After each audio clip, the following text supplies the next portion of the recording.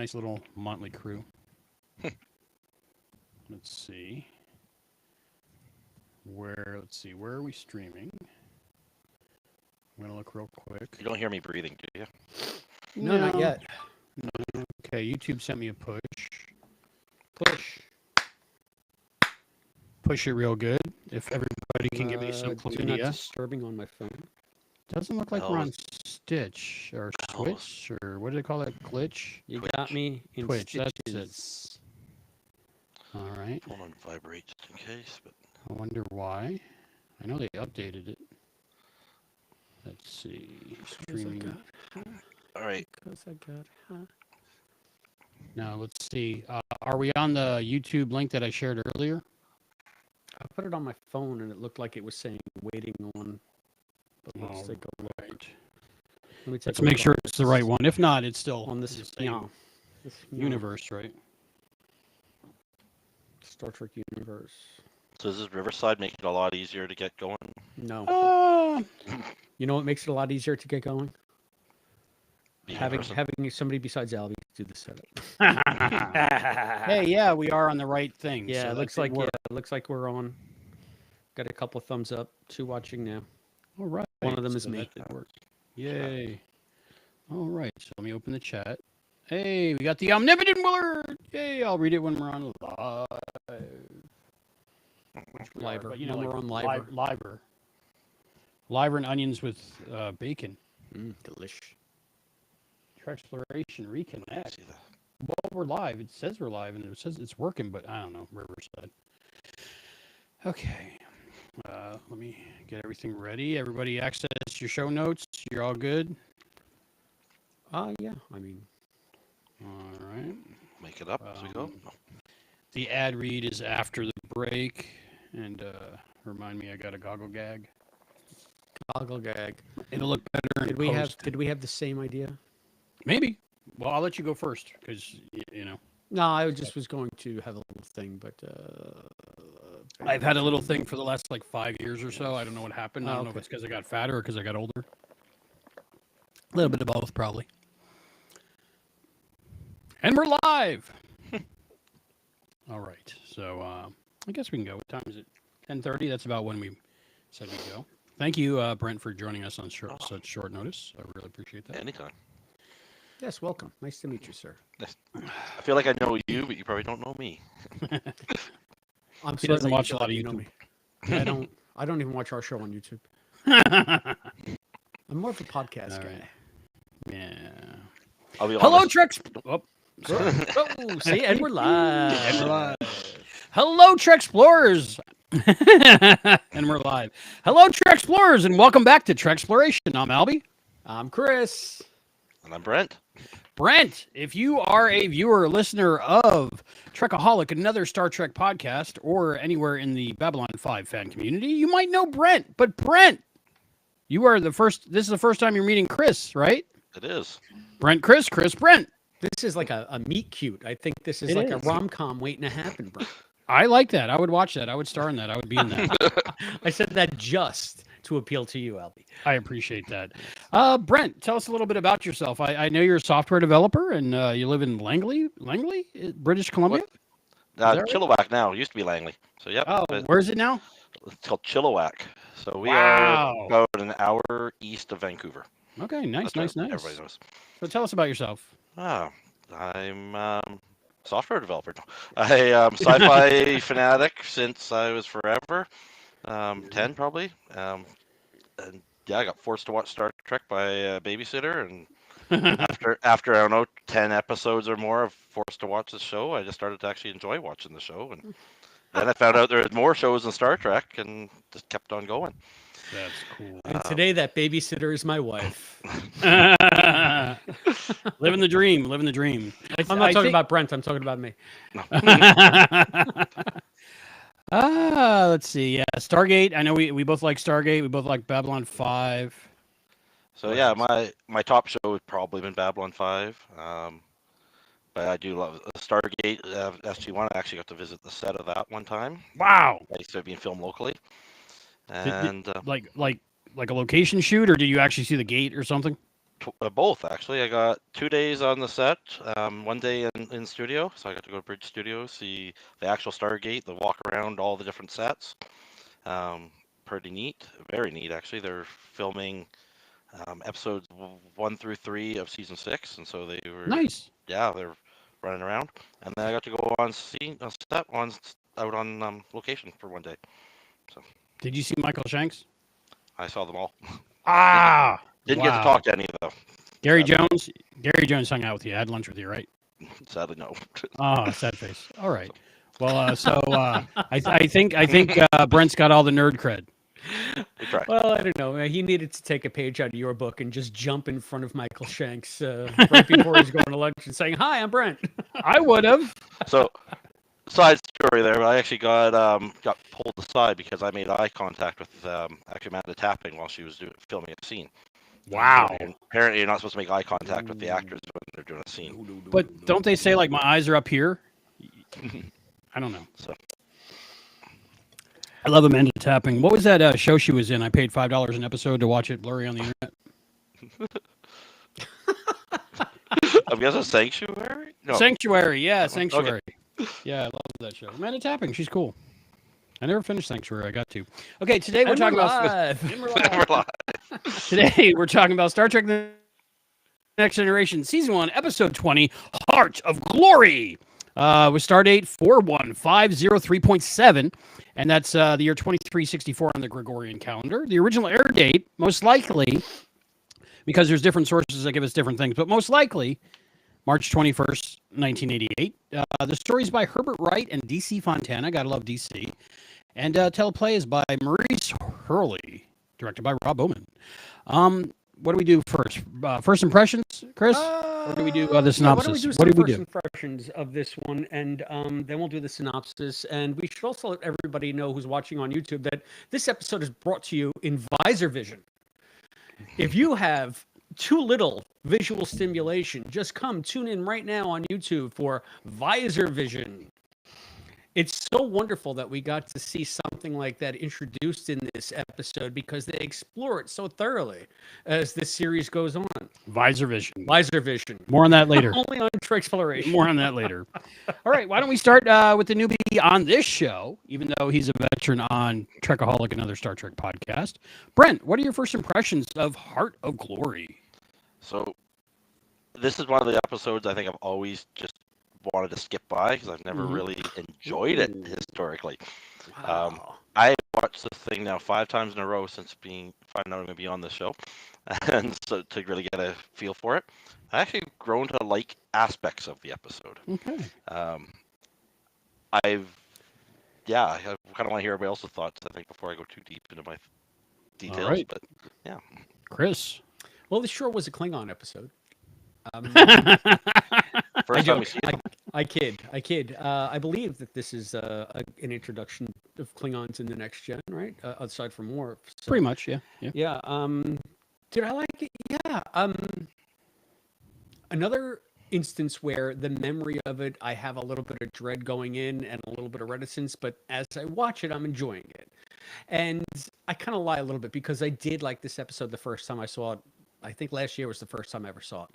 So I was anxious to revisit and to see what you guys thought, because as more Next Gen fans than I am, I'd like to know what you guys think about this introduction of the Klingons into the Next Gen milieu. But we got plenty to talk about on that score. How about you, Albie? I do agree with you that this was a Klingon episode. Mm-hmm. I didn't fear or dread going into this episode, but while watching it, I'm like, oh man, kind of icky, kind of, not quite what I remember about it. Mostly I remember just, like making guns out of boots and stuff. And the keening, is that what they call that? Where they scream up into the top I of have the my ship? own term for it, but you'll hear it during the synopsis. Okay. But I remember those two things, but it doesn't really match in with the rest of the Klingon stuff, but it does. You got to start somewhere, right? You don't have to be great to start, but you have to start before you can be great. And that's kind of it. And it'll be fun to talk about. Before we go to Chris's amazing synopsis, we have people live in the chat, and we got some comments. And let's see. Let me fix the amount of time for this. The omnipotent Willard Hi, Willard. says, Aw. I really needed this this week. My sister just passed away at the age of 73. Really reminds you how old we're all getting. So true, So Willard. Sorry to hear that. Our condolences. That sucks. I hope we can be somewhat of a distraction for you for a little while. Willard continues, the omnipotent Willard, and he says, I went to the post office a couple of weeks ago and I got albied. Found the Seeker in my post office box. Thanks for that. I'm so sorry for that, Willard. It's a great sorry. book. Somebody put up the meme of David Tennant just saying, I'm so sorry. Speaking of David Tennant, he said, let me guess, he's not a fan of Doctor Who, talking about Brent with his TARDIS shirt on. That's awesome. Oh, let me see it. Let me see more of it. Oh, that's cool. Is that Jodie Whittaker? Nope, it's supposed to be. Well, now it kind of looks like that. Legend of Zelda Link. So. Oh, okay. The Okay, video it's hard to games tell. travel- I got travel through everybody's time, small so. monitor. Very cool little crossover thing. Yes, sorry about that, Willard, but hang with us and we'll keep you company for a few hours anyway. All right, Chris, if you could do the episode synopsis for us, the great synopsis, what everybody's looking forward to every time they tune into Trek Exploration. And it's for Star Trek Next Generation, Season 1, Episode 20, Heart of Glory. Original air date, March 21st, 1988. And teleplays by Maurice Hurley. And the idea, I guess, was Herbert Wright and DC Fontana, directed by Rob Bowman. Maury Hurley, huh? Oof. Yep. Anyway, lots to say about that guy. The Enterprise rushes to a disturbance in the Klingon neutral zone, where they find evidence of a recent battle and a Talarian cargo freighter that is disabled and adrift. The warp containment field is failing, along with life support, but they pick up possible biosigns. Picard orders an away team to investigate, and Riker, Data, and Geordi beam over, but not before Geordi can announce that he will bring the visual acuity transmitter along, a device that transmits what Geordi sees back to the main view screen. What commences is a Visor walkabout of the damaged ship, in which Picard expresses endless fascination over seeing things the way Geordi does. After about an hour of this, Riker is all like, hey, Cap, well, it's all good and stuff, but don't we have an episode of Star Trek to get to? And Picard is like, good point, number one, proceed. They find 3 Klingons on next-gen Klingons in engineering, one critically wounded. Data is like, this way out, and after some core breach / failing transporter drama, everyone makes it safely back to the Enterprise. Tasha, who for some reason has been directed to operate the transporter, is like, boy, that was a sticky situation. Picard hightails it to sickbay with Worf in tow, and the Klingons introduce themselves. I'm Chorus, says the boss Klingon, and this is Conmel, and never mind the dying guy over there. We were hitching a ride with the Talarians, minding our own business, when we were attacked by Ferengi. We destroyed them with our superior Klingon skills, but took heavy damage in the process, and that's when you found us. Picard is like, that story doesn't really add up, but Chorus is like, hey, bro, we're hungry, we're tired, can this wait? Picard nods and sends Worf off with them to make them comfortable. Worf brings them to guest quarters, and what follows is a Klingon bro-off over a meal of what looks like steamed ravioli and raw pig's knuckles. Chorus and Conmel get Worf's backstory, and so do we, for the first time, I think, and then proceed to taunt him for being soft like a human. Worf is like, nah, brah, I'm Klingon. If only there was occasion to growl roar so I could prove it to you. So it's lucky for Worf that Klingon Extra 3 is dying. As he passes, Chorus, Conmel, and Worf give the growl roars of all growl roars, proclaiming to the heavens that a Klingon warrior is coming. Look busy. Now that Worf has proven himself a true warrior, Chorus comes clean. We weren't attacked by Ferengi. We stole the Talarian scow to light out for the galaxy and find glory and honor, like in the pillaging days of yore, before this treaty with the Federation stifled us. We destroyed another Klingon ship in our attempt to escape. And say, can you give us a detailed tour of engineering? Well, figure, sure, what could happen? And points out all the Enterprise's cool abilities and vulnerabilities. Meanwhile, the bridge has made contact with the Klingon vessel, and the captain is all like, deliver those renegades to us. Picard attempts to make it so, and Tasha leads a security contingent to round them up. As security confronts the trio, Chorus and Conmel try to talk Worf over to their, say that 3 times fast, try to talk Worf over to their side. A clearly torn Worf hesitates long enough to give a toddler time to wander into the scene and into Chorus's arms. Before the obvious hostage situation can go down, Chorus hands the kid to Worf and surrenders. Tasha takes a deep breath and says, says, boy, that was a sticky situation. But she doesn't know the half of it. Once detained, Chorus and Conmel make a stealth phaser out of their belt buckles and shoelaces, shooting their way out of the brig. Conmel is killed in the skirmish, and Chorus bolts to engineering, where he threatens to blast the dilithium matrix and blow up the ship. He wants the Enterprise's drive section, and he wants Worf to come with him. What follows is a flowery exchange about honor and defeating the enemy within and leaving the past behind, and Chorus is like, you're no Klingon after all. And Worf is like, oh yeah? And shoots Chorus dead. As Chorus lay dying, Worf leans over him and gives the dramatic last growl roar. Back on the bridge, the Klingon commander is like, hey, Worf, I like the cut of your jib. When you're done with Starfleet, come and join us. Worf is like, I'll think about it, but then turns to Picard grinning and saying, wink. The end. The end. The end. Or is it? Or is it? Yeah. Wow. Was that hard to do, Chris? That one? No, I mean, I watched most of it last night before I fell asleep, and then I finished it today. So some of it was brewing already. It was just, it's always like figuring out the names and stuff, but this one only had like the 2 guest stars, so it was a lot easier. It wasn't like a cast of thousands. No, it was just the 3. Vaughn Armstrong. That was the main thing about this episode. It's weird because I'll just start with this, that the Klingon sounded very, I don't know, it was like proper English and Vaughn Armstrong's voice, and it was like the universal translator was just set to not Klingon. What year did this come out? 88. 88. So had we seen Undiscovered Country yet, or was it still like... No. Okay, so what Klingons have we? Just Krug? Yeah, just part 1 and 2 maybe. Wait, so not even Search for Spock? Search for Spock certainly was out by this 3 was 87, I Yeah. want to say, at least. Yeah, so I have to think that does this presage Christopher Plummer's take, like with Colonel Chang or General Chang, and just that sort of that flowery Klingon verbosity. Oh my God, you think I can talk? Jesus, with the Klingons, holy moly, can they talk? But yeah, I mean, I guess we could go on and on and on. But before we do, we always forget to do this in the right order. I think we should have done the synopsis, then the first impressions, and then ask everybody out there who's watching and who's listening to tell us what you think of this episode. We'd love to hear from you. Why don't you hit us up on our YouTube channel? That's youtube.com/@TrekExploration, where you can comment in the comment section down below. You can comment right now if you're watching this live. You can also find us on Patreon at patreon.com/TrekExploration.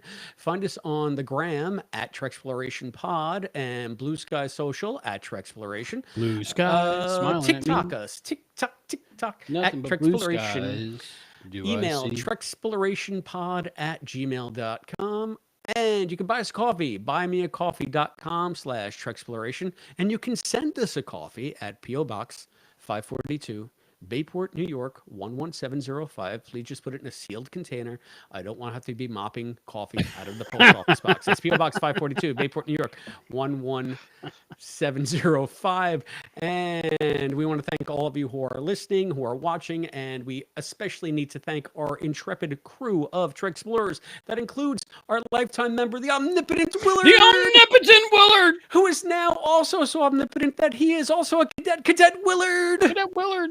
He's supporting us now for $5 a month. That's the like that. cadet level on... Which is above and beyond the above and beyond. Yes, Patreon. But Willard. omnipotence. It's good to be omnipotent, Yeah, I you guess. can't get enough of us, apparently. Yeah. We also want to thank Listen Linda, our other cadet, our 1701 Lieutenant Commander, Scott Seligman, and Call Us Play Dad. And of course, I haven't heard from him in a while, but our captain, Captain Charles from Texas. Captain Charles. Captain Charles. Nice to see you, Charles. Captain Charles on the bridge. So, yes, and we'd like to thank all of them and all of you as well, our free patrons who have joined us over on the Patreon community, and everybody who has subscribed to us on the YouTubes. Thank you so much for liking, for subscribing. Please share the show with your friends. And like I said, tell us what you think. Send us your photo. We'll put you in the credits. Yes, send us your photo. We need a photo of you, Brent, in front of the Stargate for our end credits. wish. Brent, you have your very own Stargate? I wish. I'm currying the wrong friends. Is the So I have the 3D printer, and Ah. it's actually been one of the things I've been wanting to make is a moving Stargate. Oh, that would be awesome. Is the STL out there somewhere? Yep. I'm sure. A question: when they tore down the sets, when they struck the sets, were you like me and just go in the garbage can and grab as much as you can? I would love to. Wow. I mean, that sounds like Skip. Oosh, I can't say that. Never mind. He knows there was a cell and it wasn't the saga cell. It wasn't the saga cell. Anyway, Anyway. Skip to my loom, my darling. We have some feedback. Feedback. I did not check the email. Sorry. So if you send an email, that'll be in the next show. I was doing this quickly while I was watching episodes and showering. And Yeah, doing my we're hair. really, really bad at keeping up with this kind of stuff, but we'll do it eventually. We'll get you. We'll get you. And get you. I have to say, I don't know who might have listened or if you have listened yet or not, but I had a ball doing Gold Press Platinum Cab. That was a fantastic idea, Albie. I didn't realize that it was even going to be a show. You just said, "Hey, when are you going to be free?" I just thought it was you and Rennie going to call me and say hello, and all of a sudden I'm in the middle of a trivia contest, kicking your butts. Yep. Serenity and I are very yes end. So like we were just like driving and we thought, oh, that'd be great. Oh, we should do this. Oh, that. Oh, let's not tell them. And that's what we did. Where were you driving to and from, or what was the deal? We were coming back from Atlanta towards Florida. I won't say exactly where we are, where we were. I think that's pronounced Hotlanta. Yeah, it was a great trip to Atlanta. We'll talk about that in a little bit. Well, it's been what, weeks, right? So I guess many weeks. Before feedback or after feedback, do we talk about what we've done in the meantime? I don't know. Like I said, it's been so many weeks. You'd think that we'd have this show down by now, but that's part of the fun. It is part of the fun. The organized disorganization. It's Chris, free falling. what have you done since we last did the show? Not including Gold Press Platinum Cab, but the one before that, I think was, I want to say, was it the Prodigy one? Yeah, probably with the beautiful John Irons. The beautiful John Irons. Yeah, well, I mean, since I have started, well, it was concurrently, I'm part of a new show now, Not Trek Exploration.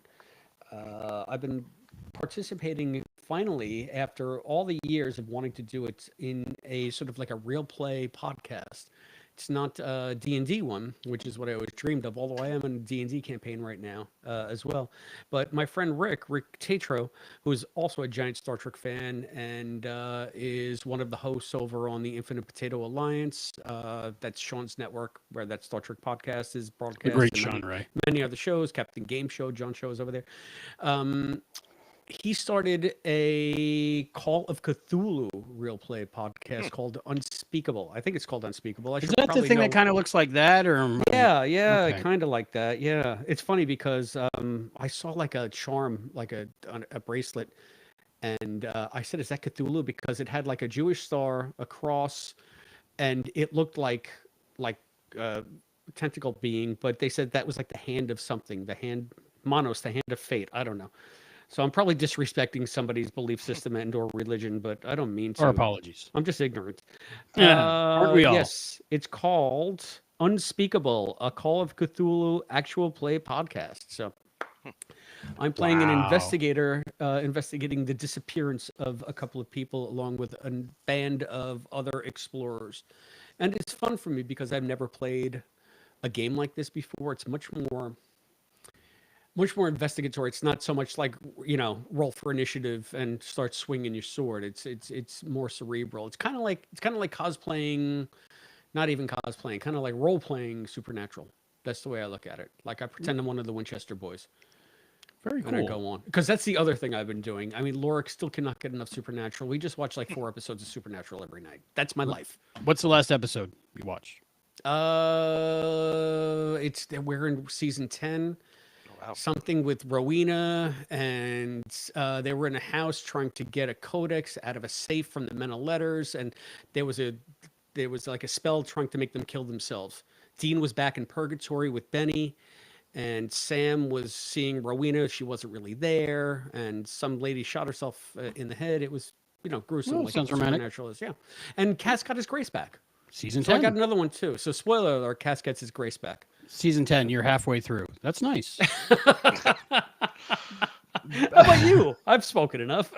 Brent, let's find out. Brent, since last you were on the pod, the other pod, you said you moved. So that's cool. Moved. I had kids. Congratulations. 2, Yeah, they're like 3, yeah. 2, right? 5 and 8 now. So Oh, okay. So you got 13 kids. actually, I guess I probably had the first one when we did the podcast. I think so. You're tired. Yeah, You still tired? Did you get any Always. sleep yet? Yeah, No, No, I parent and I work, so I sleep whenever there's time in between. Mm-hmm. Oh, Cool. So everything's going good. so you don't sleep, is what you're telling me. Oh, pretty much. Yeah, I only sleep half the week, so but I sleep a lot that half of the week. So But yeah, let's see, shows. I have been actually doing a big rewatch of Star Trek. Actually, funny enough, thanks to this podcast series. So I actually finished the series. I'd moved on to about Deep Space Nine, finished that, and I'm about halfway through Nice. Voyager now. nice. Love Voyager. Yeah. I'm representing the Voyager tonight. I got my Captain Proton Hawaiian shirt on. This was hard to find. I think it was I want to say Quantum Mechanics or one of those kind of companies came out with it, and it was sold out by the time I ordered it, so I had to find it on the secondary market. But I ended up finding it, which was cool. Yeah, and surprise, when we're not watching Supernatural, when Laura finally goes to bed, and I'm like, oh, I can turn it off. I have been working my way through the first season of Enterprise. Shocker, Huh. shocker, I know. So I've been watching a lot of ENT That's lately. a great thing. I just watched all of season 1 of Severance. I forget who recommended it to me. I don't know if it was a real person. I know maybe we not? discussed it. I mean, I Maybe. saw this the first season, but I don't recall discussing it recently, and I don't even know upon. It's almost like thinking back to a Klingon episode. I enjoyed it in a moment, but I don't know if I'd recommend it now that so much time has passed. Yeah, it was good. Season 1 was good. I started season 2. I'm on episode 1 of season 2. I just finished that, and I wasn't sold at first, but by the end, I was like, okay, I could do this. I could do another season. So I'm gonna watch that next couple days, season 2. But yeah, we went to Atlanta. We took a trip. Of course, we stopped at our favorite place, Disney World. Shocker. We did 3 days at Disney World because I realized I had Rennie like 3 or 4 days before our scheduled vacation trip for her school meeting event in Atlanta, Georgia. So we went 3 days of Disney, which was great, of course.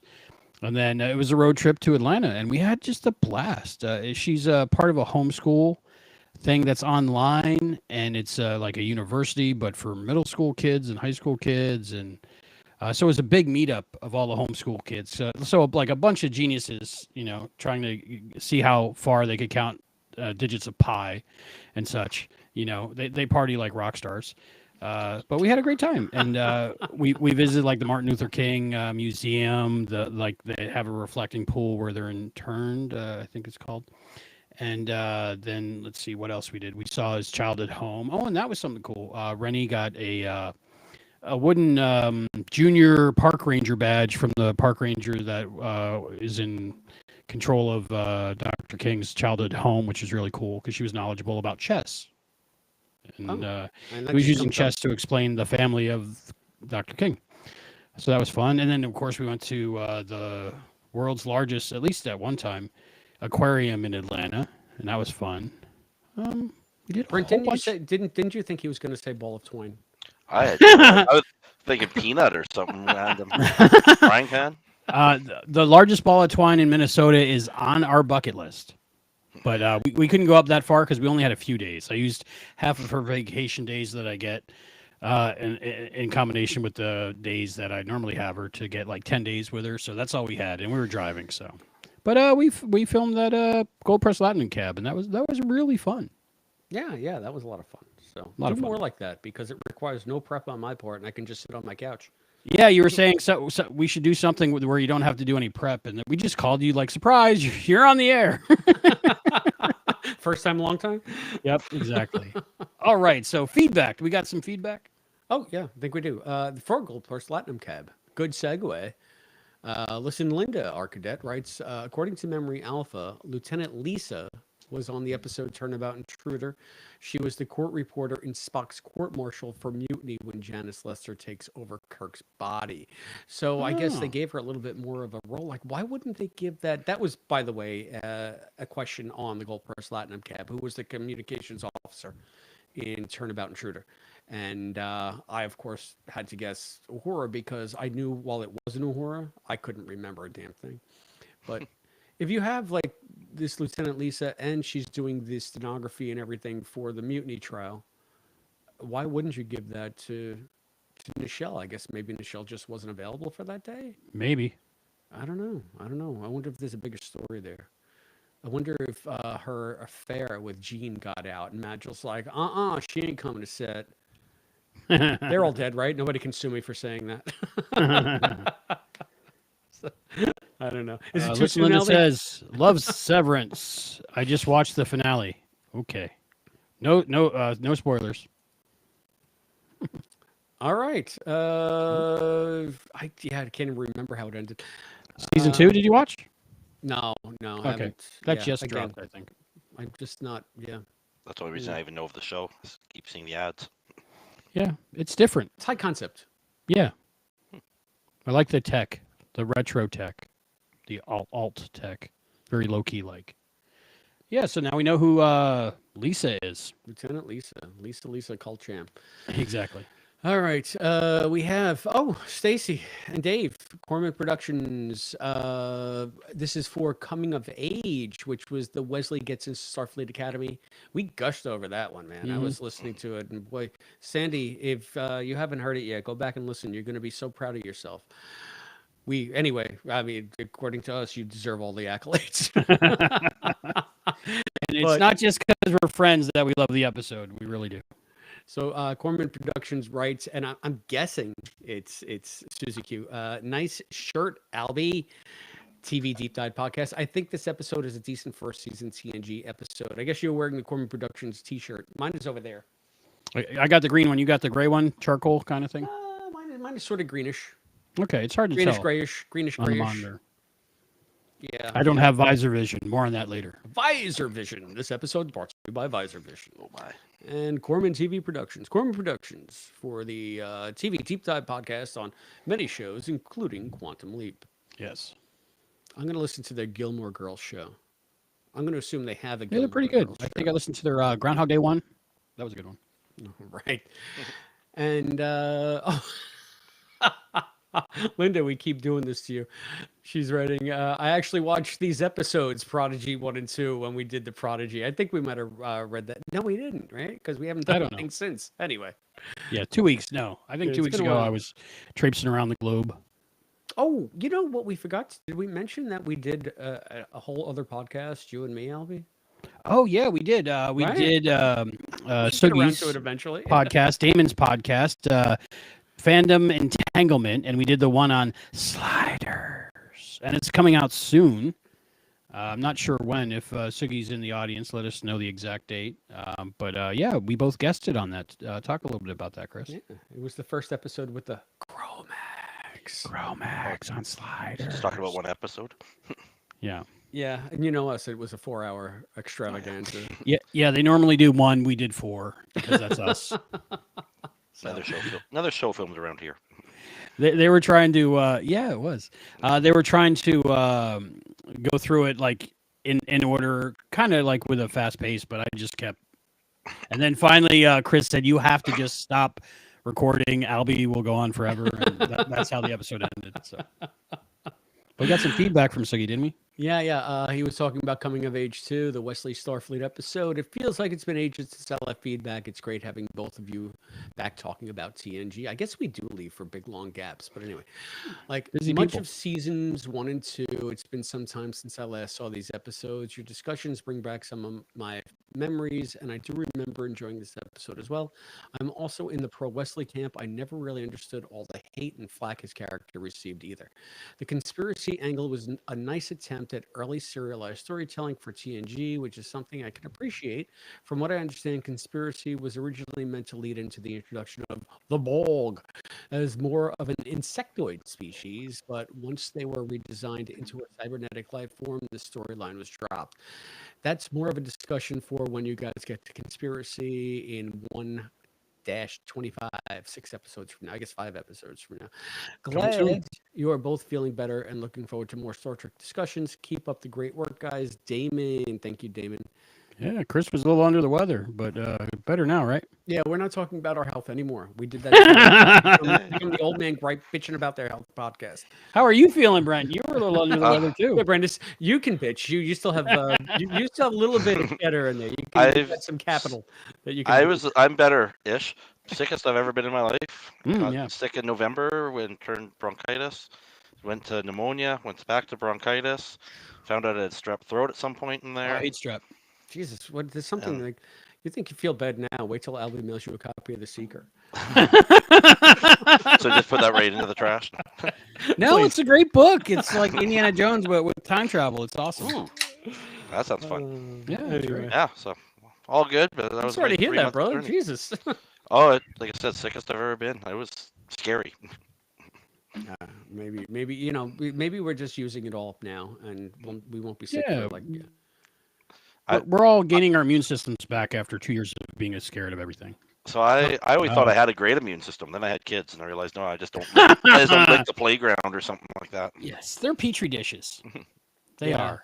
I guess so. Susie Q commented. Yeah. What do we got? What does We it did say? not cover Gilmore Girls, Chris. I've actually never seen it, Chris. Me neither, Susie. But we do cover Scott Preston on Sullivan's Crossing. I don't know what that means. Scott Patterson. I don't know who that is or who Sullivan is. Any comments from the Corman production account are always going to be Dave. So why are you even bothering me if it's Dave? Yeah. Susie Stacy, Susie Q's Never Ending Jewelry podcast, I think. Yeah. Yeah, but Thanks. yeah, Thank so you, that was Stace. from Dave. Yeah, it was a cool shirt. Thanks for sending it. Yeah. Thank you, Dave. Gilmore Girls, I would listen to that. I think the Gilmore Girls podcast I listen to sometimes. Gilmore Guys, maybe. I don't know. I mean, I've never seen Gilmore Girls, but it just happened Dude, to be on. go through it just it. happened to be on in It's the great. waiting room at work when I was there today. So It's I Life said, "Oh, goals. Gilmore Girls," and then of course it comes up on my stupid feed on my phone. Yeah, because they listen. They always listen. Yeah, it's listening, and you know why? It's also it knows that I'm watching Supernatural because it's listening. So it's stories about Jared Padalecki on Gilmore Girls. Anyway, That's cool. it's just the way the world works. Yeah, I love Gilmore Girls. It was So- one of my favorites. Yeah, it's a great show. If once you get finished with Supernatural, maybe go through that. Brent, what are they filming up by you lately?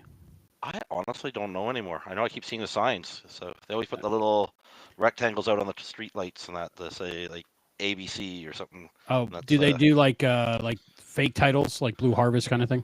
Yeah, it's, they just have acronyms usually, so you don't know what they're filming.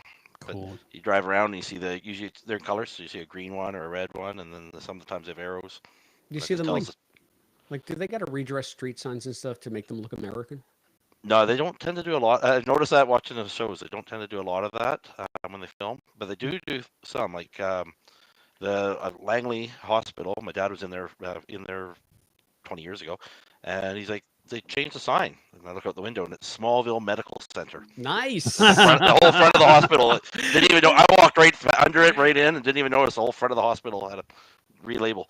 Oh, that's hilarious. That's Yeah. hilarious. It's funny because I know Supernatural shot up in Canada, or was, and I look at the fire hydrants especially. They're always like red and blue instead of yellow like they are yellow and silver. So it's just I try to look for little anachronisms there, but it's hilarious that you went to the Smallville Hospital. They shot a lot of stuff in that hospital. Oh, That was like a perennial set for that show. Yeah, and the whole like the area, because the Greater Vancouver area, you within about a 2-hour drive, you can be in like on Whistler in the mountains. You can be in the city. Vancouver's still a fairly pretty city, so you got that. They also got on the water, and then you go the other way, you can be almost like a desert type area, about 8 months of the year. So you kind of they can film a lot of different sets, and then just all the forests. So There you go. that's why Stargate's always out in some jungle. I want to go to that forest where Stargate is. I'm sure you do sometimes, right? There are websites that dedicated to listing all the locations. I remember you had a website or two in the day about Oh, yeah. Stargate. Omnipotent Willard says, let's see if I can click the button correctly. There we go. I'm all in with Scott Patterson, a Gilmore Girls rewatch podcast. Cool. Yeah, there you I did go. not know that one existed. So I gotta Right, check and that then Stacy gave us a little bit more Scott information. Scott Patterson played Luke on Gilmore Girls. Oh, Luke. And is the dad, Sully Sullivan, on the show we cover, Sullivan's Crossing. So there is a synergy there for them. Gotcha. CW. A lot of There's a CW crossover. up Lots there, of too. CW. I watched the premiere of Smallville Hmm. the other day. I know why, because I've been listening to Michael Rosenbaum's podcast, Inside. Oh, You. Inside You? Yeah, He's good. And I think I heard an episode with Tom Welling, so I said, "Oh, let me rewatch the and it was as mediocre as I remember." That was one of my journalistic highlights, talking to him. I gotta tell you, I don't know who was more beautiful, Kristen Corick or Tom Welling. Jeez, Yes. those are too easy on the eyes. Anyway, are we talking about Klingons? Oh, Gilmore Speaking Girls, of I easy thought. on the eyes, Yeah. Wow. What if the Klingons just showed up in an episode of Gilmore Girls and Rory has to decide who to date? The hot boy at the school or a Klingon? She'd probably go with a Klingon. Probably. I think just she to went with be the Wookiee eventually, right? They don't just live be on Endor, arbitrary. do they? Now I gotta watch Gilmore Girls. You do got to watch Gilmore Girls. Now Dave and Stacy have to watch Gilmore Girls. Everybody's got to watch Gilmore Girls. Come on. It's one of the best shows ever. It's All right. it's smartly smartly The writing. written. Yeah, very I well enjoy written. writing. I don't care the genre. You If the you writing's good, I'll watch find it changed people behind it in the final season or final two seasons. it. The And so Netflix seasons or the original? no, Netflix went back to the original people, That's why it was so good. And it's Yeah. like, I want to know what else happens. but the final season I know was done by somebody else, and there was a lot of fans were less impressed with that final season. I think. I enjoyed it, Anyway, Without But I going like down the whole things. other. Yeah, I like things. yeah. I try Okay, to where are always we, like Chris? What are we everything. doing? Talking about Klingons, right?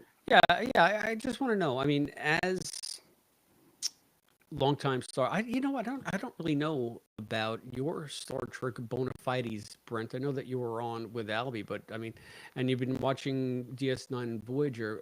What is your favorite Trek? I grew up with Next Gen, so that was my first Trek. And did you have So experience with the original series before that, or just was that after babysitter Next Gen? it was And Next Gen, so and it that was was Next it. Gen. To me, when I hear Star Trek, my brain goes Next Gen, Hmm. and then original is the original series. Right. Okay. So But Next Gen, and so my first I watched myself from the very first episode was DS9, and I always loved DS9. But Next Gen was the one I looked forward to every week, and I usually had the VCR set to record it just in case I missed it or I could rewatch it. so Um, were the Klingons an all new thing to you because you didn't have any grounding in the original series or the movies aside from that weird guy behind the horseshoe who so occasionally growled? so Um, my first memory of Star Trek Next Gen in general was seeing it I think at a friend's house. Their dad was watching it or something, and I remember this guy with a Mars bar melted on his head.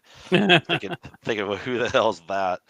Um, and what a weird looking show this is, and never cared. And then we started watching it, and I just remember, I want to say when I started watching it, it was probably season two, maybe three, and kind of watching those, and I'm like, this isn't half bad. And then probably had a more sciencey type episode, or maybe a Wesley one, and I really liked it. And then just kind of, okay, I'm gonna watch the next one, and then I started to really like it, and yeah, just then I started watching it myself, and then trying to because it was already into the series.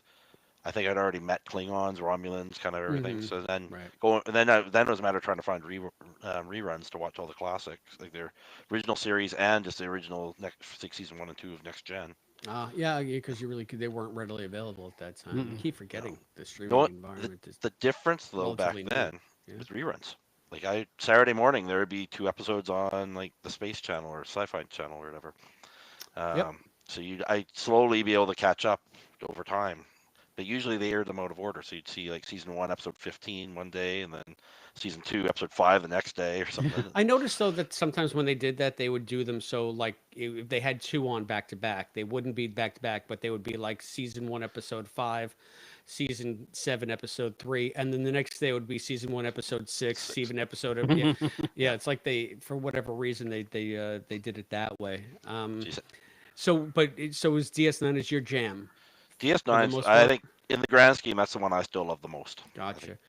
I guess the reason I ask is because for me, Klingons are a fait accompli. They've been on the movies, and this to me is got to be if you're a next gen fan, and this is the first exposure to Klingons you've had since Krug, or since I guess who was the last one we saw Kang on Day of the Dove, right? That Hmm. was the last time we saw Klingons in the original series, and then maybe Mark Leonard's brief appearance in the motion picture.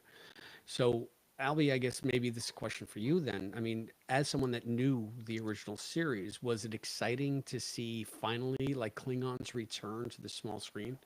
with Nick I Fury? never cared for Klingons. Like, I didn't dislike them, but I didn't like them, so I don't think I would have been excited. I don't remember. It was decades ago, but it, Klingons never did anything for me really. I enjoyed them in Star Trek Six.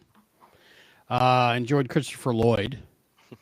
Mm. Um, He's hard not to enjoy. that bodybuilder Klingon chick in what was it, 5? That was Yeah. 5. I liked her muscles. Woo. Shocker. But other than that, I've never been a fan. Well, so yeah, and I guess that brings me to a larger question. Do you want to talk a little bit more about next gen Klingons, or do you want to talk about the Worf thing? It all come together, but I think we all expressed a little bit of reticence when we came on to Mike about just the prospect of rewatching this. And when it comes to Klingons, next gen went in full bore, like just so much Klingon stuff that after a while, and then they brought it into DS9, and it's. I enjoyed it more in have- Deep Space Nine. Hmm? I enjoyed it more in Deep Space Nine than on Next Gen. Well, they had the changelings and Gowron, yeah. Yeah. I'm just curious to know, like, when you saw that it was going to be a Klingon episode, were you excited to learn more about the lore and the culture, even though you didn't like Klingons? But you're getting into the show, you're getting to this universe, you're getting into Worf as a character. So, when you see written by Ronald D. Moore and you're like, oh, this is going to be Klingon heavy.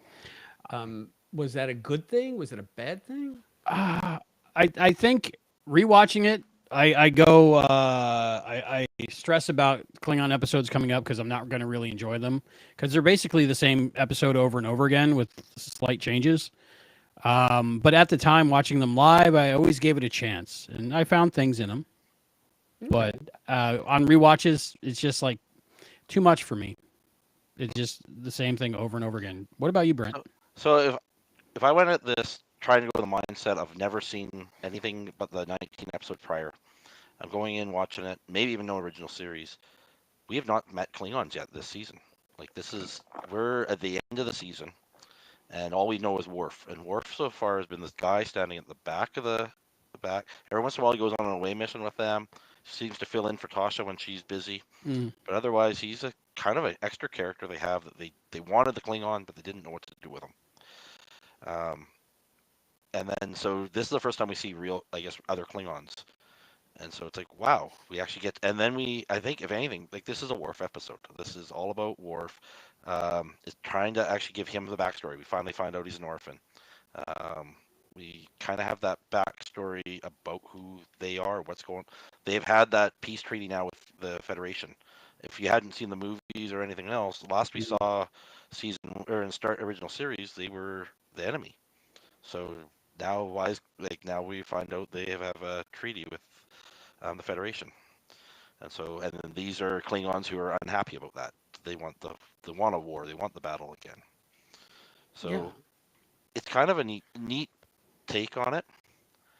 But knowing what you also know coming forward, their prosthetics feel like right off the prosthetics to me look mediocre compared to what they become. It's funny that you say that because I always hated Worf's prosthetics, especially in the first couple of seasons, and I always wondered why they never gave him the long Klingon hair. They do eventually, but it stands out so starkly against these clearly cinematic designed Klingons from the TOS films, which is because those are the costumes they had in stock. I mean, that might have been Christopher Lloyd's costume on and it just the dichotomy of the way that they make Worf look so different.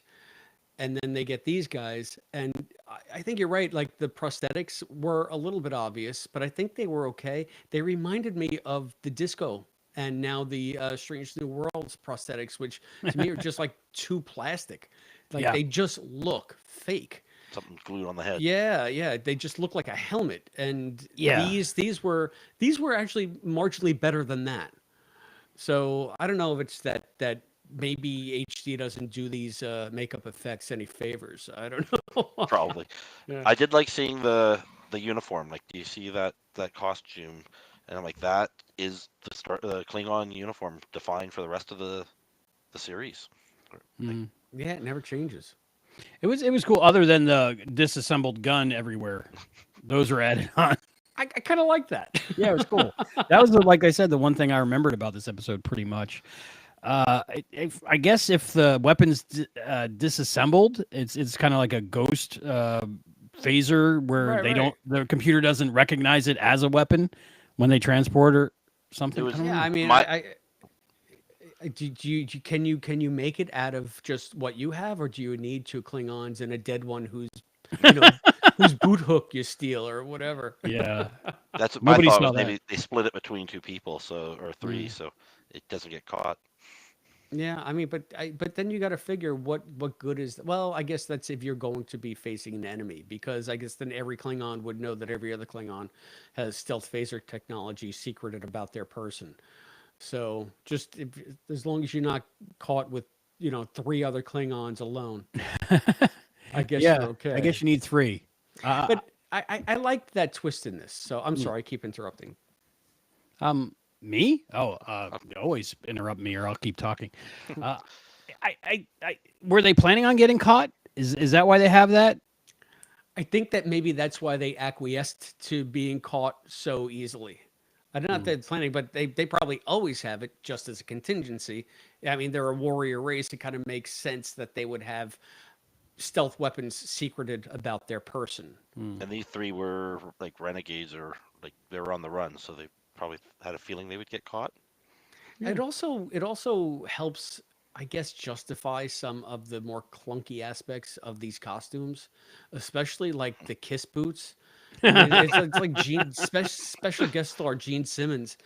It's just those boots are so ridiculous, especially the dumb points on the end. But they actually gave them, I guess, those were the heads for the phaser or whatever. Yeah, so the it's LED light things or whatever. Yeah, it gives it a purpose, and those giant belt buckles, and I guess at least they gave them a meaning. I don't know what the stupid belt buckles in the motion picture were to this day. I guess I could look in the book I have up there and see. I'm sure they explained it in the book, but maybe they're all like disruptor thing parts. Right. So yeah. So they were cosplaying Kiss. They might be big Kiss fans. In real life, I think they should have made two props. The assembled one that was kind of like riggedy, but then like one that was sturdy. But like throughout the whole episode, when they're holding it, it's just falling apart and shaking. I like that too because it's a little bit more realistic. Yeah. Makes the situation a little more desperate. So I have a question. Now, Worf was telling his backstory, and I thought Worf grew up on Earth with his parents, but they're talking about a farming colony here. This is one of the things that maybe they didn't carry forward. Do either one of you know anything about that? The farming colony was called. I had it here somewhere. It was that farming colony. Yeah, the farming colony. Yeah, but I remember that was maybe they after the farming colony they went back to Earth. I don't know. Maybe that's how they they stated retcon it. But yeah, it's always been stated forward to this. I believe that he was, I think, raised by his family on Earth, and not just a Federation colony, which would be different. Yeah. And when you actually meet his dad in that later episode, I think his dad was not a Federation officer. He was, I think he was all about starships. So because that's many charts and diagrams and stuff. It was the farming colony on Galt. Galt. So that's one thing that I guess they retconned as the series went on. But he did have a foster brother. So I guess what was this, Nikolai? Yep. Nikolai, human, Paul. Schenko. Yeah. But it's cool that they're writing maybe this throwaway line, but they based the whole character and the arc of him on this, which carried through so many Star Trek series and episodes, movies. You talking about Nikolai Worf? Well, just Worf in general. They did the little backstory, and I wouldn't think at the time they thought anything much of it other than what for the episode, but they were able to take that and build it into a whole life for the guy. I was wondering when he saw these Klingons. Are these the first Klingons he's ever met in person? They It make seemed it like it. come across that way. But they ask him, "You haven't spent much time among our people, have you?" And he says, "No, not much." So I gotta think that maybe he's seen like a Klingon liaison. Maybe he had like a Klingon social worker saying it's okay that you want to murder that kid. That's in your blood, as they go on and on about this episode, but we'll talk about that. See, I can't think of a specific event, but I feel like there's a somewhere even in the Deep Space Nine one where it's mentioned he's spent time with Klingons. Like his Huh. parents took him somewhere there for one of his teen ascension ceremonies or something like that. Like he did something with Klingons, but wasn't really accepted. I feel like that was somewhere in everything I've ever watched or read, but whether that was actual canon or not, maybe not. Yeah. I was thinking he was having adventures with poetry and biting in the holodeck, maybe. Could be. I wonder if do they have hollow technology outside of a starship? I don't know. Well, see, that's another thing about this is they hadn't met the Romulans again yet.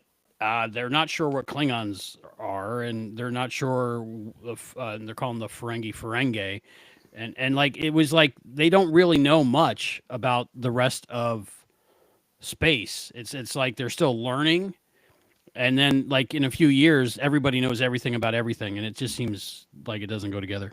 Yeah, that was an odd turn because they said, "Are you the only Klingon in Starfleet?" And Worf is like, "That I know of." Don't you think you'd know? That allowed them to have the opening to bring in the second Klingon in next season if Michael Dorn didn't resign or something. I guess, yeah. It's like Sonak before the transporter accident. Listen, Linda says, I thought it was funny every time Riker said Klingons with such disdain. It would seem like people were being racist against Klingons in this episode to me a little bit. Well, to me, it was two things. I thought it was neat that they just rushed to the neutral zone, and then there's not this ominous moment where they decide to go into the neutral zone, like the Kobayashi Maru, where they have to rescue the ship that's in distress. They just go in. So that already, that's showing, not telling, right? That gives you a sense of where we are in this time, where they have the autonomy to at least breach the neutral zone's still there, but it's not like this offense where if they get caught, they're going to get destroyed or it's going to be an act of war. They're going in there to help. And then they rescued 3 Klingons that don't seem to be all that surprised to see a bunch of Federation officers on their ship in the neutral zone. So I think that spoke volumes right there. And again, I don't know where we are in the timeline with the movies and if there's the treaty yet and the whole 9 yards. But the fact that Worf is on the bridge, did they ever make any kind of reference to the fact that there is now a peace treaty between the Klingons and the Federation, between the Empire and the Federation? Or is this just now we get it all through inference? I feel like it's never been mentioned yet in this, but later on it's treated like, as the series goes on, it's treated like this happened 15 years ago and everybody should know about it. Right. And again, I kind of like that because it just drops you into the reality. Instead of having a whole prologue about, well, remember that and the Battle of Wolf 359 and blah, blah, blah. It did uncharacteristically, I think, start in the middle of the action. Stuff was already happening, and I enjoyed that. So yeah, you mentioned so right off we're at the neutral zone, and they actually did say I think he said send a message to Starfleet that we're going into the neutral zone. So like they mentioned that, and then they go straight in, where it's always been more of a later on. It's always a question. Now my question was when rest of Star Trek we see neutral zone as the Romulan neutral zone. Yeah. But their first go-to here was no idea who it is. Is it the Ferengi? I think that was Riker saying that. And then should we separate the saucer section? That was his very first go-to. And other than the very next episode, spoiler, we don't really see this saucer sections, like not even a mention in like separation in the series, other than these 2 or 3 times in season 1. Do you think that they even brought that up or had Riker bring it up so that it reminds you that you can, and so that when Chorus wanted to steal the drive section, you were reminded that he could just take that and not have to take hostages. He could leave them all in the saucer section. I don't know. I just thought maybe it's to remind you, remember how the ship works, guys. It actually makes sense. I never actually put that 2 and 2 together. That would make I like that. That's maybe why they don't take hostages, and like they did that whole hostage thing. And again, that was Tasha assuming weird stuff, but I like that connection that you just said. Yeah, well, I mean, it just again, it's you could do show or tell, and this is a little bit of both, I think, but it's just a more organic way to bring it in. I think that just them coming and seeing like evidence of a battle, but and this teeny little freighter. Okay, so there might be somebody around somewhere, but obviously you're there. You know, the horse has gotten out of the barn, or whatever the expression is. I'll get the space horse has gotten out of the space barn. That makes it better for the show, and you know, so it's like why even worry about separating the saucer section? It's a dinky ship. You know, why not just swoop by, put it in the hangar bay, and get on out of there? It'll take you longer to separate the saucer section than it will to mount the rescue. But they get to hear their really cool orchestral music while it's happening. Yeah, that's true. That's true. But nothing could beat the flyby of the refit. That's actually something you mentioned, the music. I actually noticed it felt like there was unique music choices in this episode compared to a lot. I don't know if that was something different. I don't know. Just I felt like watching them, like the music, the sound effects. Some of it didn't feel the same as they would in a lot of the other episodes. Really? Is there any part that specifically stood out as weird or jarring? The sound effects initially, right when they got on the Talarian ship, I thought that the sound effects they used sounded different than the sound effects they use a lot of the times. What it really, I think, was trying to drive home was that this is creepy, something's wrong, kind of a feeling. Um, less, yeah, more that side of it rather than cheery or what you normally have in a lot of Star Trek. Um, and just in actually even the direction of the whole thing, I noticed right off the beginning it's the camera angles. It felt like in the bridge angles off, they're trying to make it more dramatic, I think. So they're doing a lot of these weird camera pans on a low angle up onto people, and in the very opening sequence when they're going to enter the neutral zone, I was like, I guess I've been watching season 3 and 4 and newer series, and I'm like, the camera feels very awkward in this episode or this. I gotta say, in these first few episodes before Next Gen gets so complacent and settles in, where they just can just basically strap down the camera like the Stanley Kubrick and just leave it on a static shot for 15 minutes. I like that there's a lot of different camera motion, and the bridge is seen from different angles. There was one shot that we discussed, Albie. I don't remember which episode it was, but it was just a fantastic push in on Picard. And Picard is central in the shot, but there's people walking in front of him as all this action is going on the bridge. And it gives it a much more dynamic, militaristic feel in the sense that it's not just these guys sitting at consoles with their mouths agape. It's a working, functioning vessel that needs constant attention and duty changing and all that stuff. And I think you'll lose some of that as the show goes on because it gets to know what it is, and it gets to be a little bit staid in that mode because that's what works and that's what people like and they're comfortable with. I just feel like in these episodes when you have like the weird angles, please make it more cinematic. Please do some of the shadowing like they did in Generations, or in, I guess that was the only time we got to see the D until Picard 3, right? Love the D. So, I did notice one shot stood out to me. It was like a dolly shot. They were pulling out from the main three in the horseshoe, I think, and it seemed like the dolly track was kind of like rough, and the camera was shaking a little bit. Like like today they would retake that, but it was interesting to see. It was the same one when it pulls back. I think probably the same shot when he pulls back because it comes right over the con officer or whatever's shoulder. I think it's actually I don't think Geordi's on the way mission, so I think it's whoever the stand-in is. But you actually see the officer kind of lean to the side. I think because the camera's coming. Now I got to rewatch it. don't want to get hit in the head. That's funny. So That was a big rig back then. Linda, Cadet Listen Linda says, I was thinking the same thing about the music. I distinctly heard the Klingon themes from the movies. So I don't remember hearing that, but that's interesting. For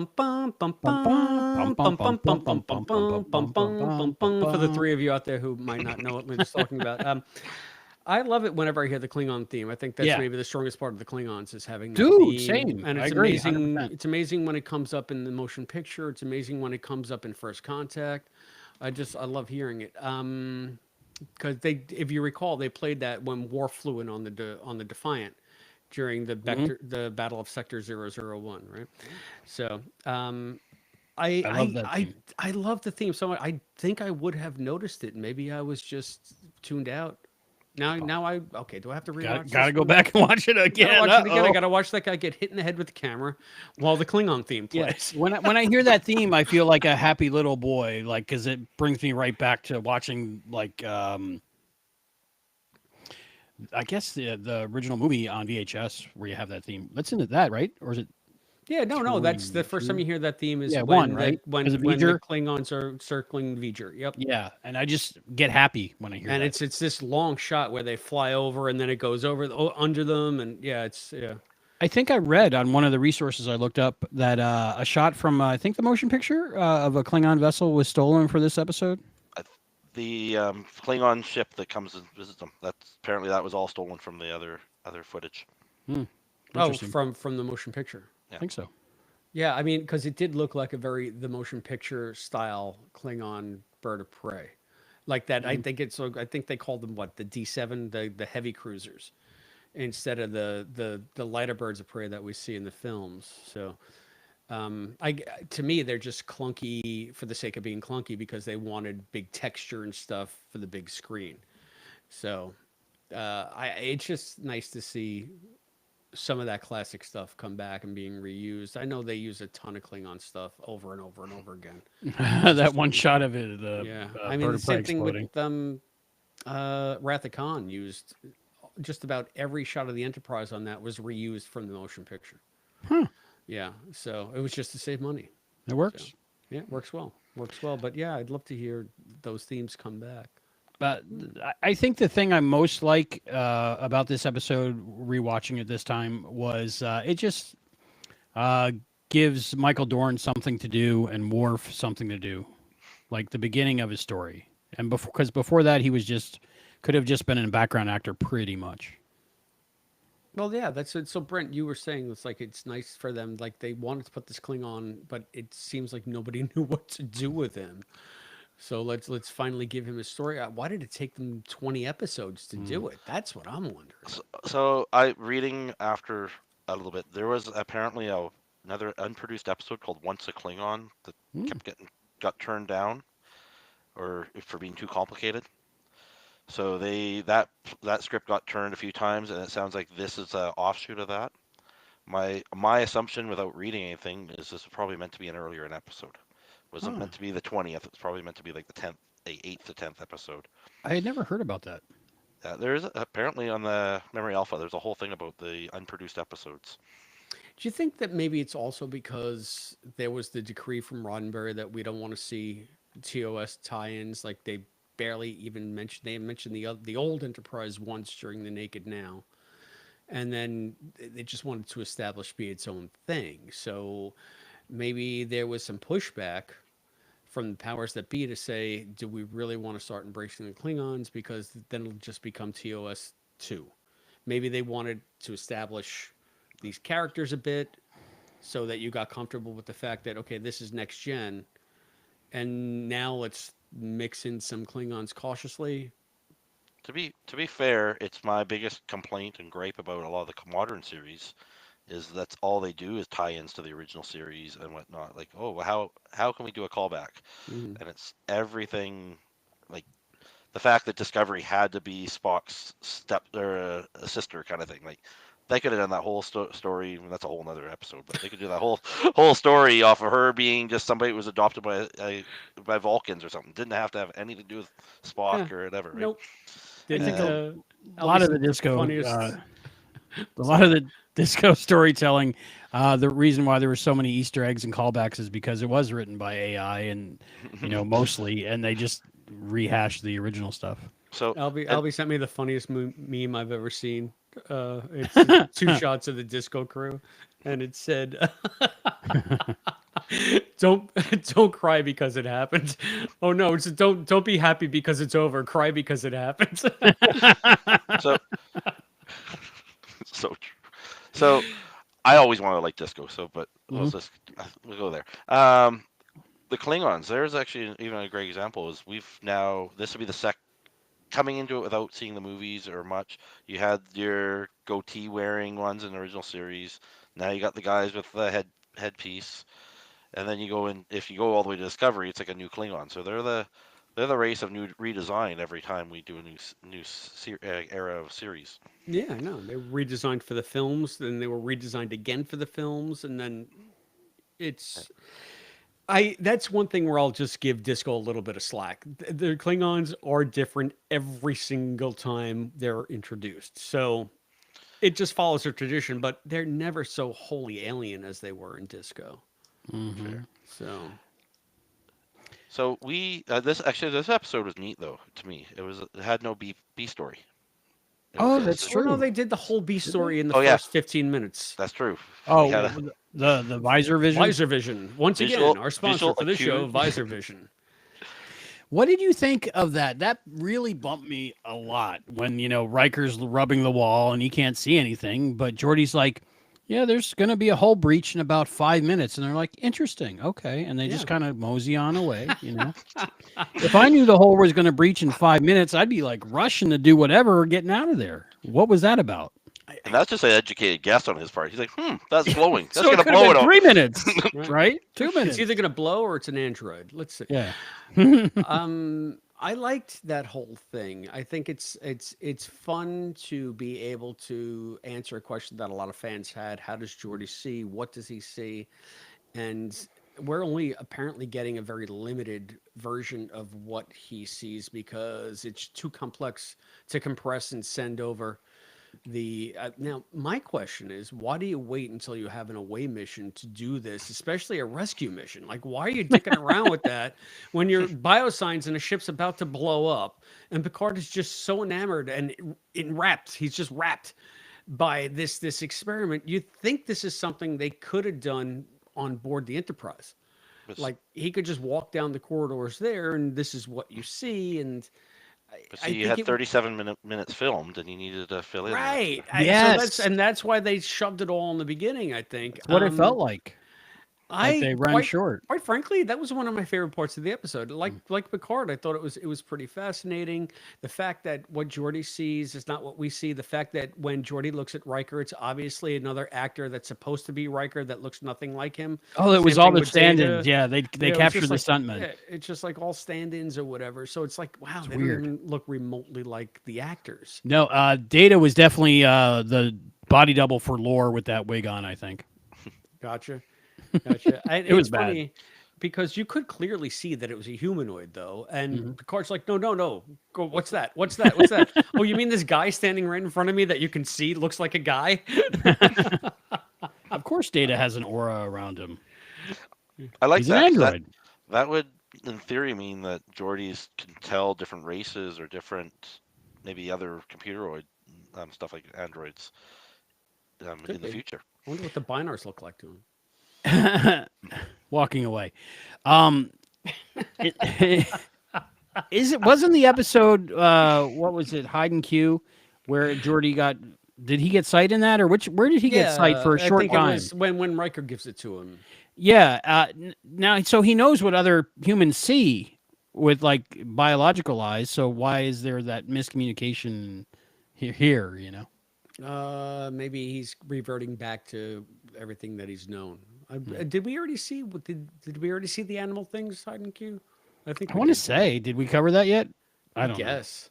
I watch so many episodes so often I get confused. Yeah, it's kind of weird. But what I liked about that, just to maybe put a bow on it, is the fact that Picard on the bridge is like, well, for the first time, I think I begin to understand who this man is, and it kind of tied in with another moment on the bridge when Picard is gossiping about Worf to Data and Riker. And he's like, oh, it's like I was seeing a completely different man for the first time. And it's just like Picard is just full of like personal revelations in this episode, which is another interesting choice. It's like they're choosing to write him not so much as, again, like that Kirk Captain Get It Done, but that quintessential explorer that's always looking for a new learning possibility, like a new, what do they call it? Teachable moment. He's always looking for a teachable moment.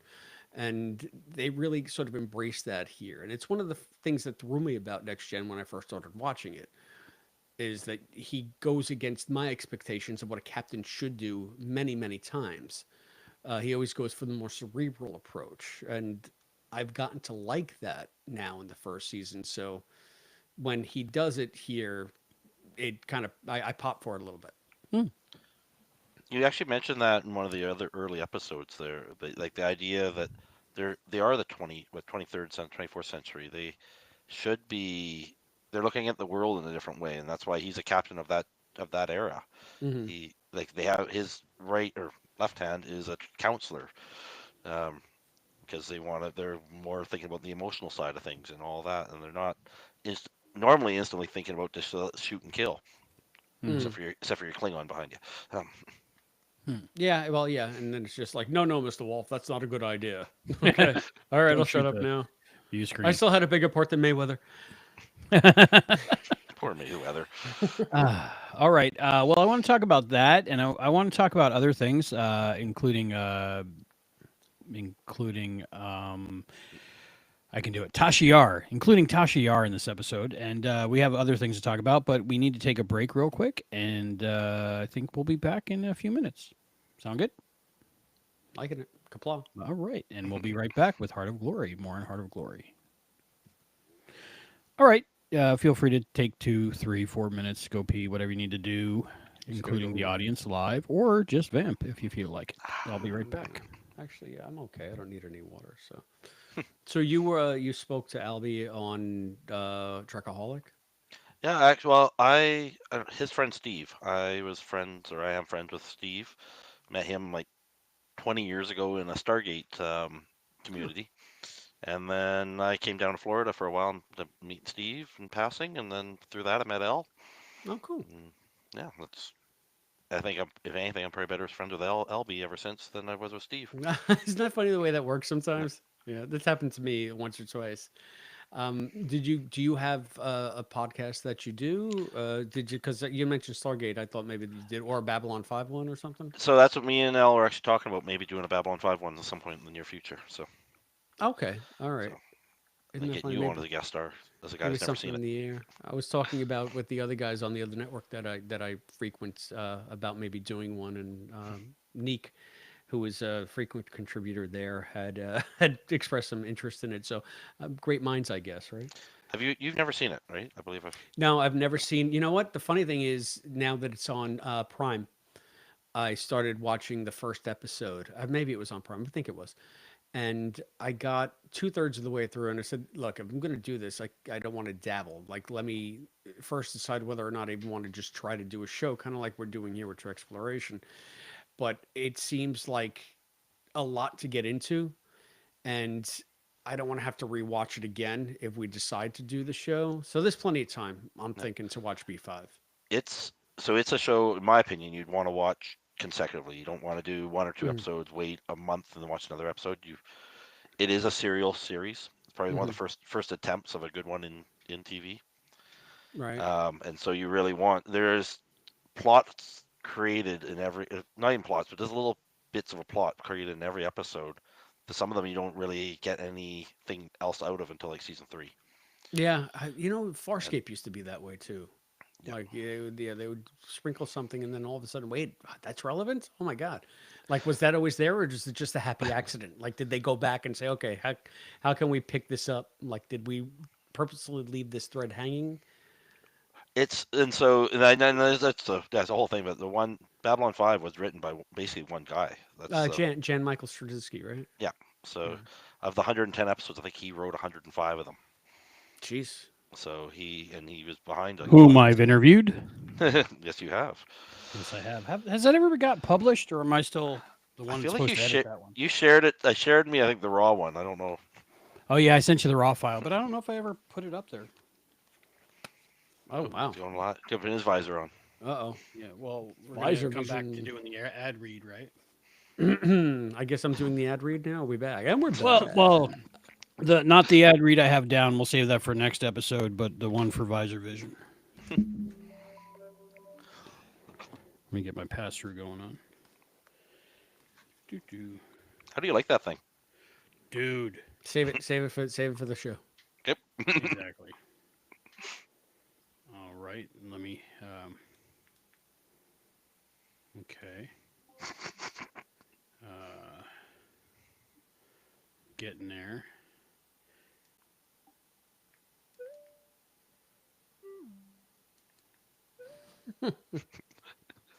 Well, I'll save it for the show as well.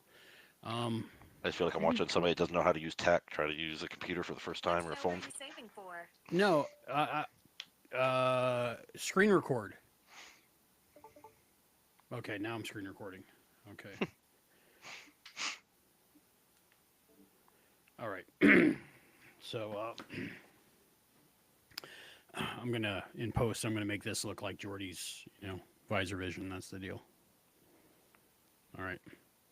And we're back. Welcome back to Trek Exploration. I'm Albie, and we're here with Chris and my friend Brent. Now, our friend Brent. Yes. How did you guys get along during the break? I heard something about J. Michael better Straczynski. than we did when you were here.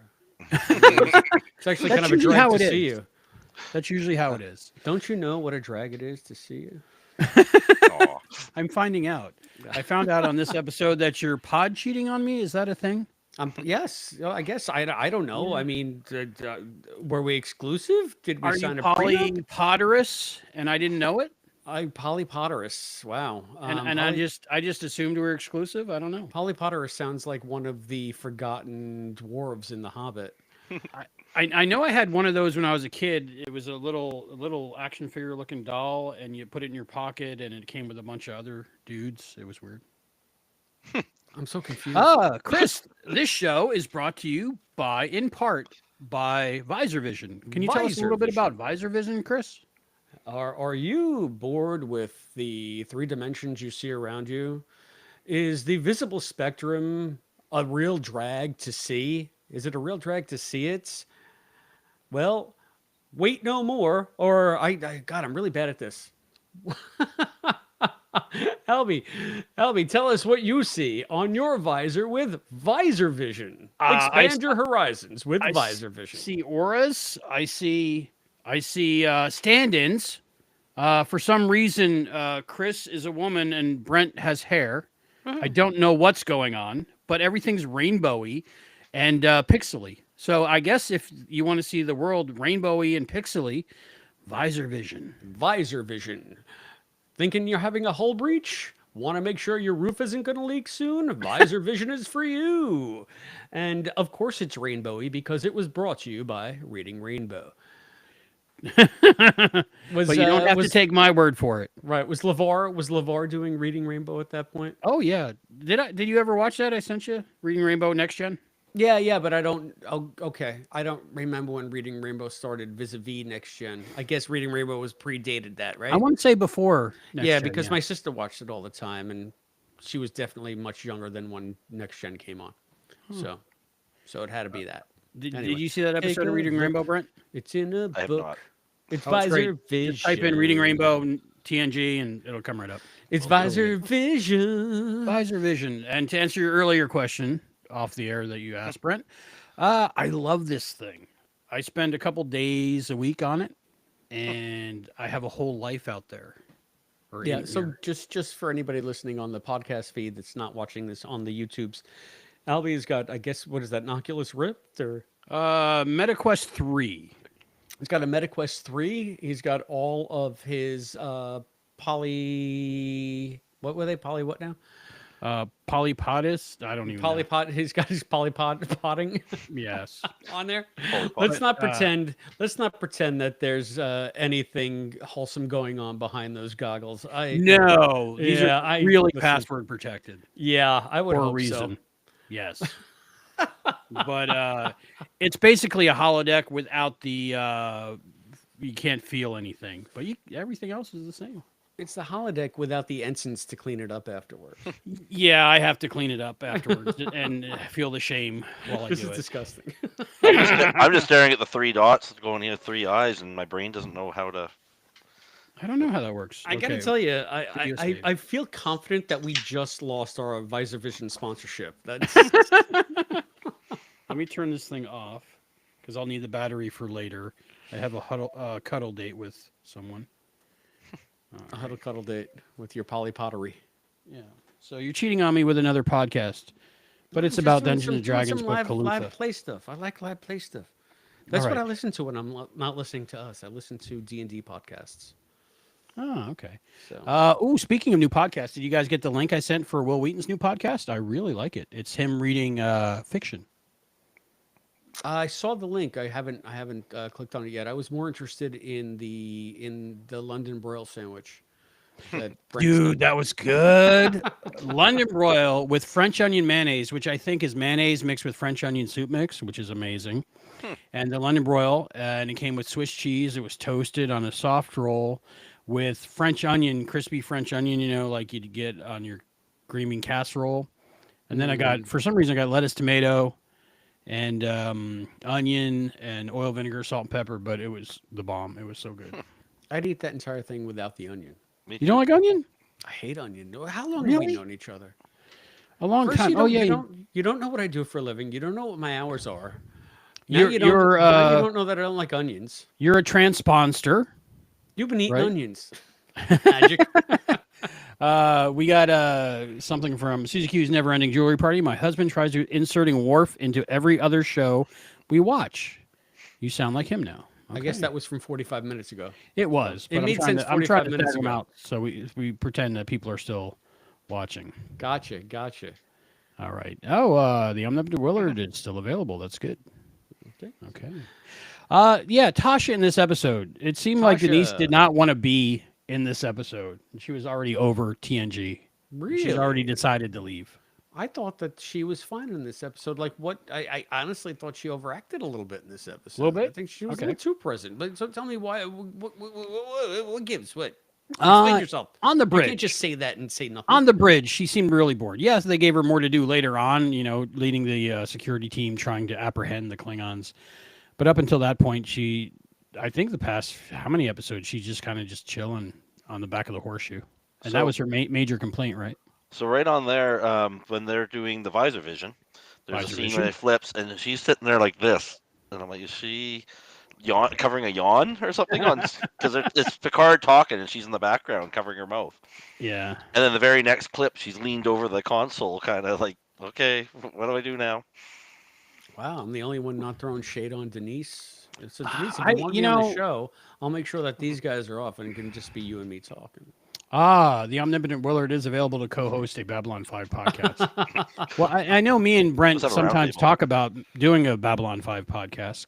I know I mentioned it before. This is the Brent that I have the complete series on VHS in a box ready to get to Brent somehow. I just don't know how right now. Right there, behind Mhm. me, that's all the complete series minus season, like whatever, in Laserdisc, Laserdisc. just to match Albie's thing. Yes. And then I have some episodes of it in the PAL versions out of Europe because Nice. they are different cuts. Really? That I didn't know. So I kind of probably nerded out over Babylon 5 more than any other thing. That's the European cut you said? Yeah. So that means Claudia Christian is topless. We wish. I want that. Whom I've interviewed. Topless? Not her. You. I was thinking at the time she might have been. Oh, I got you. Okay. So even going more into before Denise there, we also don't see Deanna or At all. Leslie in this one. Oh yeah, not at all. No. Didn't even notice. I figured maybe Wesley was off studying. He was off taking a vacation because he just flunked out of the exam. He was filming Stand By Me. No, he had already done that. But he was hanging out with Deanna maybe in the holodeck. The higher the viewer, you never Maybe know. they were in a mud bath somewhere. Yeah, in a mud bath, exactly. The holodeck I mud mean, bath. who would turn down a mud bath with Deanna? Just saying. So I don't know. Maybe they all went to Jogging Boner Planet. Oh, he can't go back there. This episode it sucks. Oh wow! So let's talk about that. So I mean, we've been talking around it. Yeah. You're saying you don't like Klingon episodes. Why don't you like Klingon episodes? Me? Yeah, you. It's just the same all the time, and it's a monoculture, and they're all warriors, and nobody builds their ships. We find out later there's some scientists and farmers and stuff, but how many decades did it take to get to that? At this point, in most of what is it, the golden age of Star Trek, Um, they're just all warriors, and they all want to die in battle, and that's all they care about. And it just seems very two-dimensional and very boring. How about you, Brent? That so that's actually very key to a lot of sci-fi. Would be every alien race, every planet is monoculture, mono. Like you go to the rain planet, you go to the ice planet, you go to the desert planet. You have the aliens who are the warriors, or you have the Vulcans who are like the science-y kind of ones, whatever. You don't have Earth, and some series actually make a point that Earth is this unique because we're diverse. Mm. Um, so but I don't feel like any culture would have survived along, like, to get to spacefaring and do everything if they were all warriors. Like, if they're all fighting each other for everything, how would they ever get anything done? Hmm. But maybe That's how I feel about the mirror universe. There would never be a Terran Empire. But you know, I I look at it this way. I mean, all of that, especially in next gen, is a throwback to the allegorical storytelling style of the original series, where you would have Nazi planet because that's the costumes that we had for the episodes this week. You would have Roman planet because that's what they had on set that week. And the only thing that's different about next gen is that okay, we can use the Klingons again, but they're just the Russians or the Asians or whatever you want to call them at that point. And then you don't need Nazi planet because now we have Cardassians. You don't need Roman planet because we have this Rome. It just the monoculture is a means to an end. It's a way to present an ideal or an obstacle and a thought process that we need to explore and either learn to embrace or to get around. So it gets kind of clunky because you go to an entire planet like Vulcan where everybody's the same. You go to a planet like Cardassia where everybody's the same. You go and I figure that's just again, that's just classic science fiction storytelling. And it does it wear well. I mean, they tried to have it both ways. So therefore you get the monoculture. But I think if you want like complex alien, you go read The Lathe of Heaven or I'm sorry, Left Handed Darkness. Lathe of Heaven's a little bit different, but read Le Guin, read someone that's actually writing science fiction. The TV has got to get. We have the one idea. These are the aliens that represent that idea. Go. that's fair. Now, the one thing I'd give also is, even with our style, if we were to head space right now, it's probably our military is going to be the leading force, and that's who you're meeting. You're going to meet the Klingon military, which is probably going to be the warrior race. Mm-hmm. Back at home, you probably have farmers and everything. So, but that's not who you meet. And when you go travel down to a planet, you're probably meeting their president and his military kind of thing. So Mm-hmm. that's who you're only am seeing are seeing that one little slice of their culture, not the whole thing. That is a really good point. Yeah, I think you can retcon that too. In your head, you can say, "Hey, look, and they do dabble with that a little bit in Enterprise when they were doing it wasn't the augment storyline, but the divergence, affliction divergence, whatever. When they were explaining the ridges, Hmm. there was a scientist talking to Phlox in that, saying the warrior cast this, the warrior cast that, and so they did introduce some diversity as the series went on. Hmm. But even in DS9, it was always about the freaking High Council and in the chamber and all of the drama. They try to make Klingon stuff so operatic, so melodramatic that that's why I think you just think whenever you think Klingon, oh, this is going to be heavy. This one is going to be. But I think once you pass that sort of that barrier, that that that that sort of that initial inertia. Wow, that should be our next sponsor. Um, I think that it does become interesting just from the strength of the performances. Like, who couldn't love Martok? Who couldn't love, Yeah. Garon is just like this crazy cartoon chancellor, Yeah. but he's always entertaining to watch. Hmm. So I think that I the Klingons got better as the series went on. I think Yeah. that next gen is where I have the most problem with them because it was just Ron Moore going back and being as serious could be all the time. It was always, this turned up to a dour 11 whenever it was a big Klingon episode with the honor. And we got a lot of that with some of the soliloquies, some of the freaking dialogue between Worf and Chorus was just like, come on, nobody is going to speak like that. And Worf was raised by humans. He's not going to, be. Ugh. He was Any trying to thoughts? fit in with. He had FOMO. Worf had FOMO in this episode. I think Worf has FOMO no matter what. So right off, so that's maybe it's a '90s plot hole type thing, but from the audience point of view, we knew they're the bad guys. They're everything about these guys from the moment we start they're telling their story about the battle in the sick bay. We know they're the bad guys, and yet the entire crew seems oblivious to this fact. No. I don't. I think you do them. I think you do them dirty a little bit there, because they even said this sounds like a trap. This seems like a trap. Everything about this seems wrong.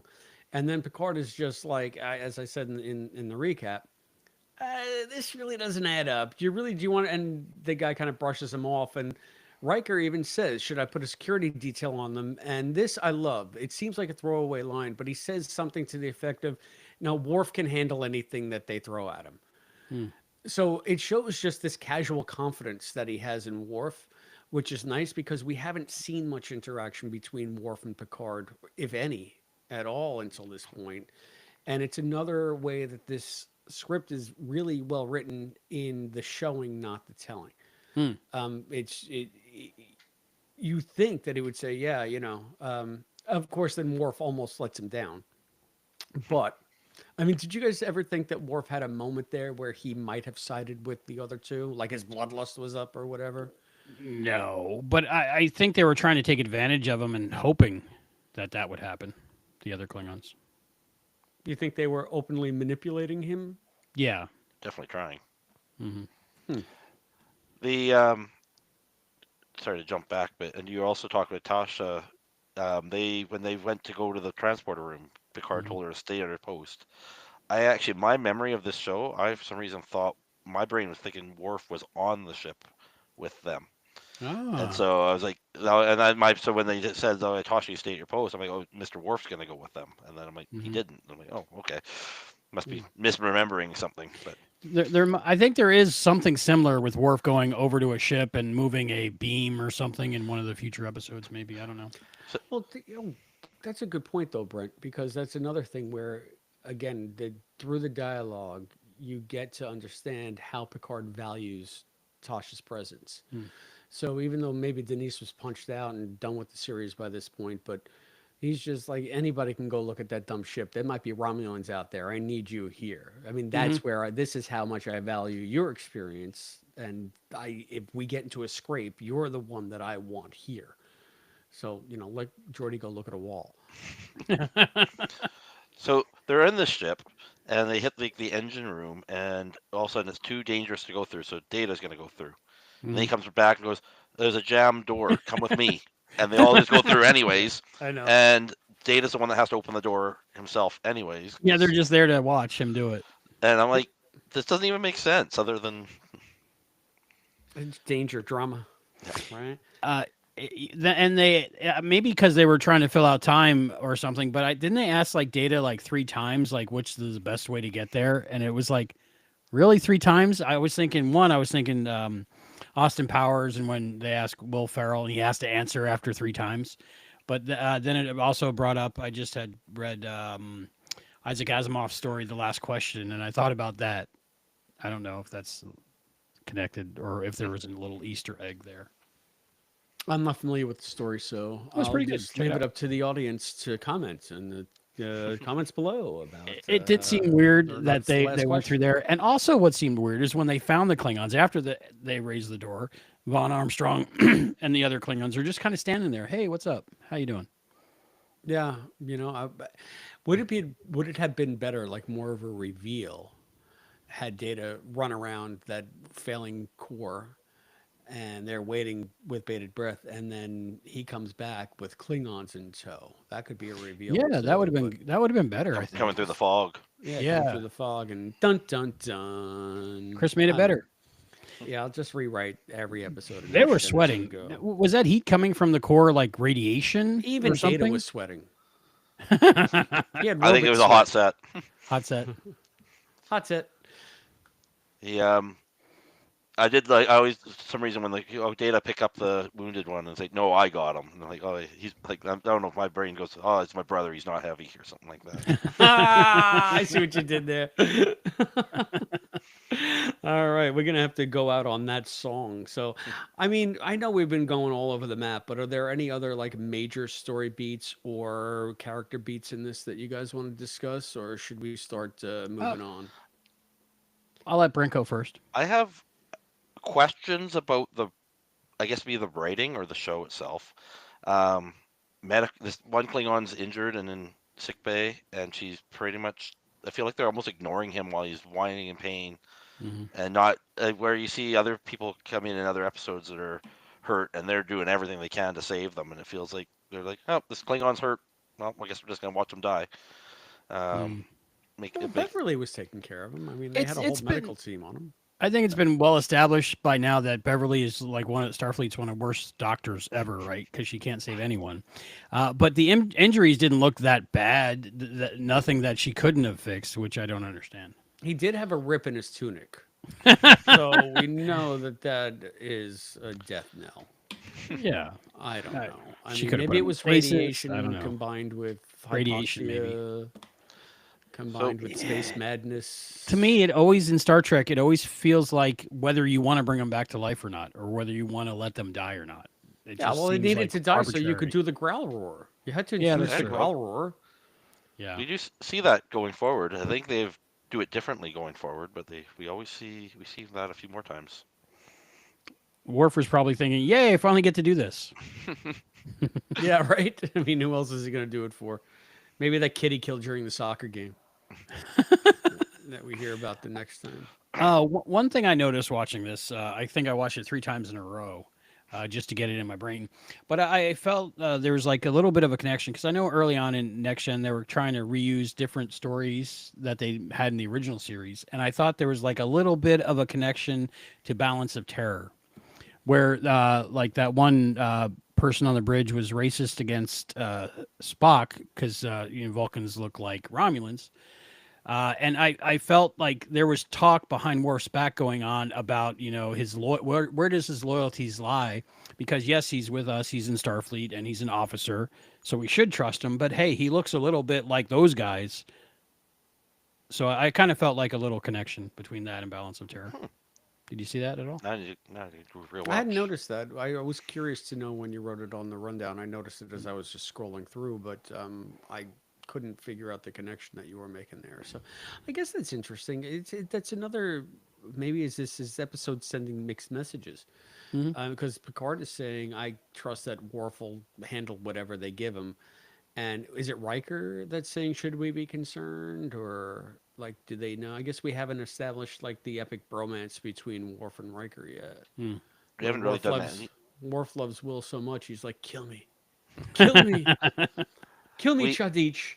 We are, because I guess we're still in season 1, we have the individual character development and very little inter-character development. Right. Like the Data and Geordi friendship is, I guess, kind of there starting now, but we don't really see that until later seasons. I think we kind of touched on this at the beginning, but this feels like an earlier episode. It does. Where it is actually a 120, I think, or 119 in its production number. But to me, it always felt like it's an earlier episode in the series. Let's blame Maurice Hurley. Yeah, Maurice Hurley that wrote the teleplay. But Herbert Wright and D.C. Fontana came up with the ideas, but who knows what parts and where. But it was still the Chaos on the Bridge era, right? Right. Who knows how many scenes Roddenberry just rewrote wholesale. Yeah. Anyway, so, yeah. I did notice there was at least one Starfleet officer. She was wearing the short dress skirt style uniform. In engineering, right? I was on the bridge behind in one of the more ending scenes. Walking down the horseshoe, maybe. Yeah, I was noticing the heels, and I was thinking, heels in the 24th century, really still? That's weird. Yeah, style above all, man. You gotta be out there. You gotta put your best foot forward when you meet those Kardashians. Yeah. So they did mention the Romulans. So that was a little like, I think, was that one of the first mentions of the Romulans in Next Gen? Like preparing us for He, things to come. yeah, because he says something like, "Was it? Is it the Ferengi, possibly the Yeah. Romulans?" Yep. And they kind of both brush them both away, but they never even mention the Klingons Mm-hmm. until they see them. So Right, I guess maybe they would just the misdirect. they probably Right. say. So, Yeah. well, All right. If anybody wants to call in, now's the time. We can take short calls, but we are running long. yeah, we're running long, and Sorry I'm about fading. I'm fading fast. Yes, Okay, and he's fading fast. He's got to work tomorrow. I He's do have got a a real question. job. Yes. How can somebody break out of the brig and have full access to get to engineering, though? I want to know is there's no security on Starfleet vessels whatsoever. Like, how is engineering just It's someplace you bad. can casually walk into? Like, no matter Yeah. who you are, you probably would need clearance to get into engineering on any ship you go to. Matter of fact, I was on an aircraft carrier and I begged them to see the engine room, and they were like, "No, you can't see that." But you studied all the charts and diagrams, right? Exactly. I didn't even have a chance to make a phaser out of my belt buckle. Those sons of bitches. So it's just so it's because plot. It's so stupid, but it was a cool shot. I like the fact that they have that 2-tiered warp core set. They don't. They use it to good effect, and finally somebody fell off it dramatically. Of course, it's a Klingon. It's like the end of Tosca where she commits suicide. And not transparent aluminum. It was glass. It looked like. No, that was Tempered glass. I mean, he glass, felt yeah. there unless Klingons are really, really dense. They seemed like it because they were sharing their secrets with Worf. Again, who knows? Who knows what they were telling him that was real? All right, I just episode like, crushes. What did Is they that what think we're- that they were gonna do? Go out and just like conquer a planet, just the two of them with that dumb little ship? It made That no doesn't sense. make any sense either. None of it made sense. Anyway, episode Anyway. crush. Episode crush. Chris. Brent, you go Brent. first. Okay, I'm gonna go with the one wearing the scant uniform, blue uniform with the knee-high boots. Lieutenant, All right. I don't know her name. And we'll say Lisa. Sure. Chris. Lieutenant Coltrane. I hadn't even thought about this because it's not that kind of episode. No, it's mostly a sausage party. Yeah, there's no sexy times in this one. My episode crush, I guess, if I had to, it's going to be Visor Vision. I love Visor Vision. Visor Vision. Mhm. I would have to almost agree with Brent, but the one in the scant and the heels on the left side of the engineering desk, she just seemed cute, kind of cute. And you guys are really let's reaching for see. this segment. Cadet, listen, Linda, there who she was your is. We got a episode crush call. Who's in your this crush, episode? Linda? Besides Albie. Oh, I loved all of the Klingons. They just turned me on so much. Ah, wow, Vaughn Armstrong. Is he still with us? We can probably get you his I think number. so. Yeah. So, what did you think of Heart of Glory, Cadet? Listen, Linda. I could have sworn that I heard the Klingon theme. Maybe Okay. you wanted to. I got to go back and listen. Yeah, now. maybe. Bum, bum, bum, bum, bum, bum, Maybe bum, it's bum, just a little snippet, Just just mixed like a in. little Could be. bit. Yeah, just to give you that little whet your appetite kind of deal. Yeah, just Yeah. because of that, I'm going to watch it again. So I mean, how would- do you? Go ahead, Linda. I'm sorry. Oh, I was just gonna say I have a little trick and tell. I thought you might. It Ooh. probably involves wine. No. A blood Wouldn't that be wine. good? It's blood wine advent calendar, isn't it?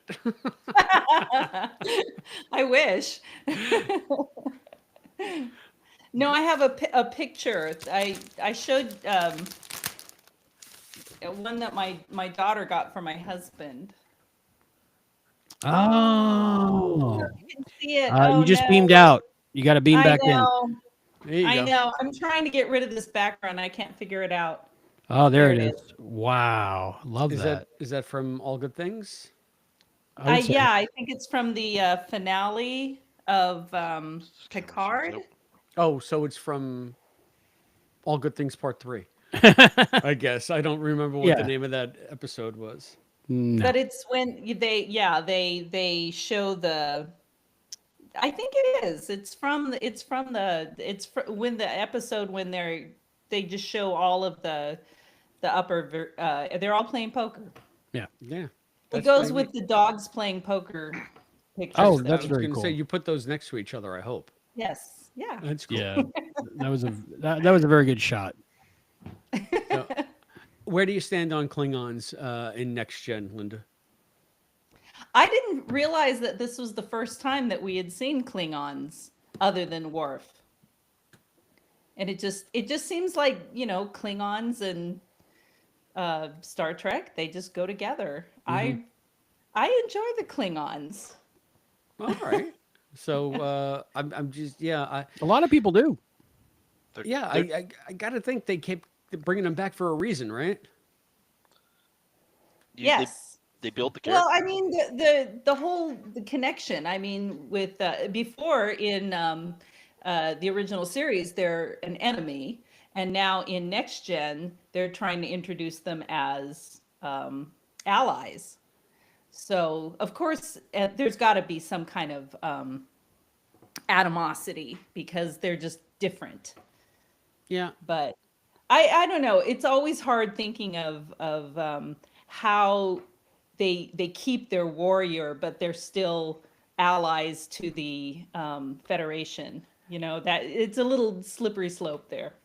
I get you. I get they explored that a lot in DS9, especially when they went into the Dominion War arc and the Klingons. Actually, they were at war with the Klingons for a little while in DS9 too. The treaty broke down, but they really had discussions about how do you reconcile these two cultures? How are we actually it's funny. Even Martok at one point tells Worf, "We're Klingons. We'll just go to the planet and plant our flag and screw everybody." So they're still thinking that way, but to reconcile the two is always interesting to see, or And or then how this they is don't. just and then this is just an introduction as to how Worf, his background. It's that they're just like barely touching the surface right now.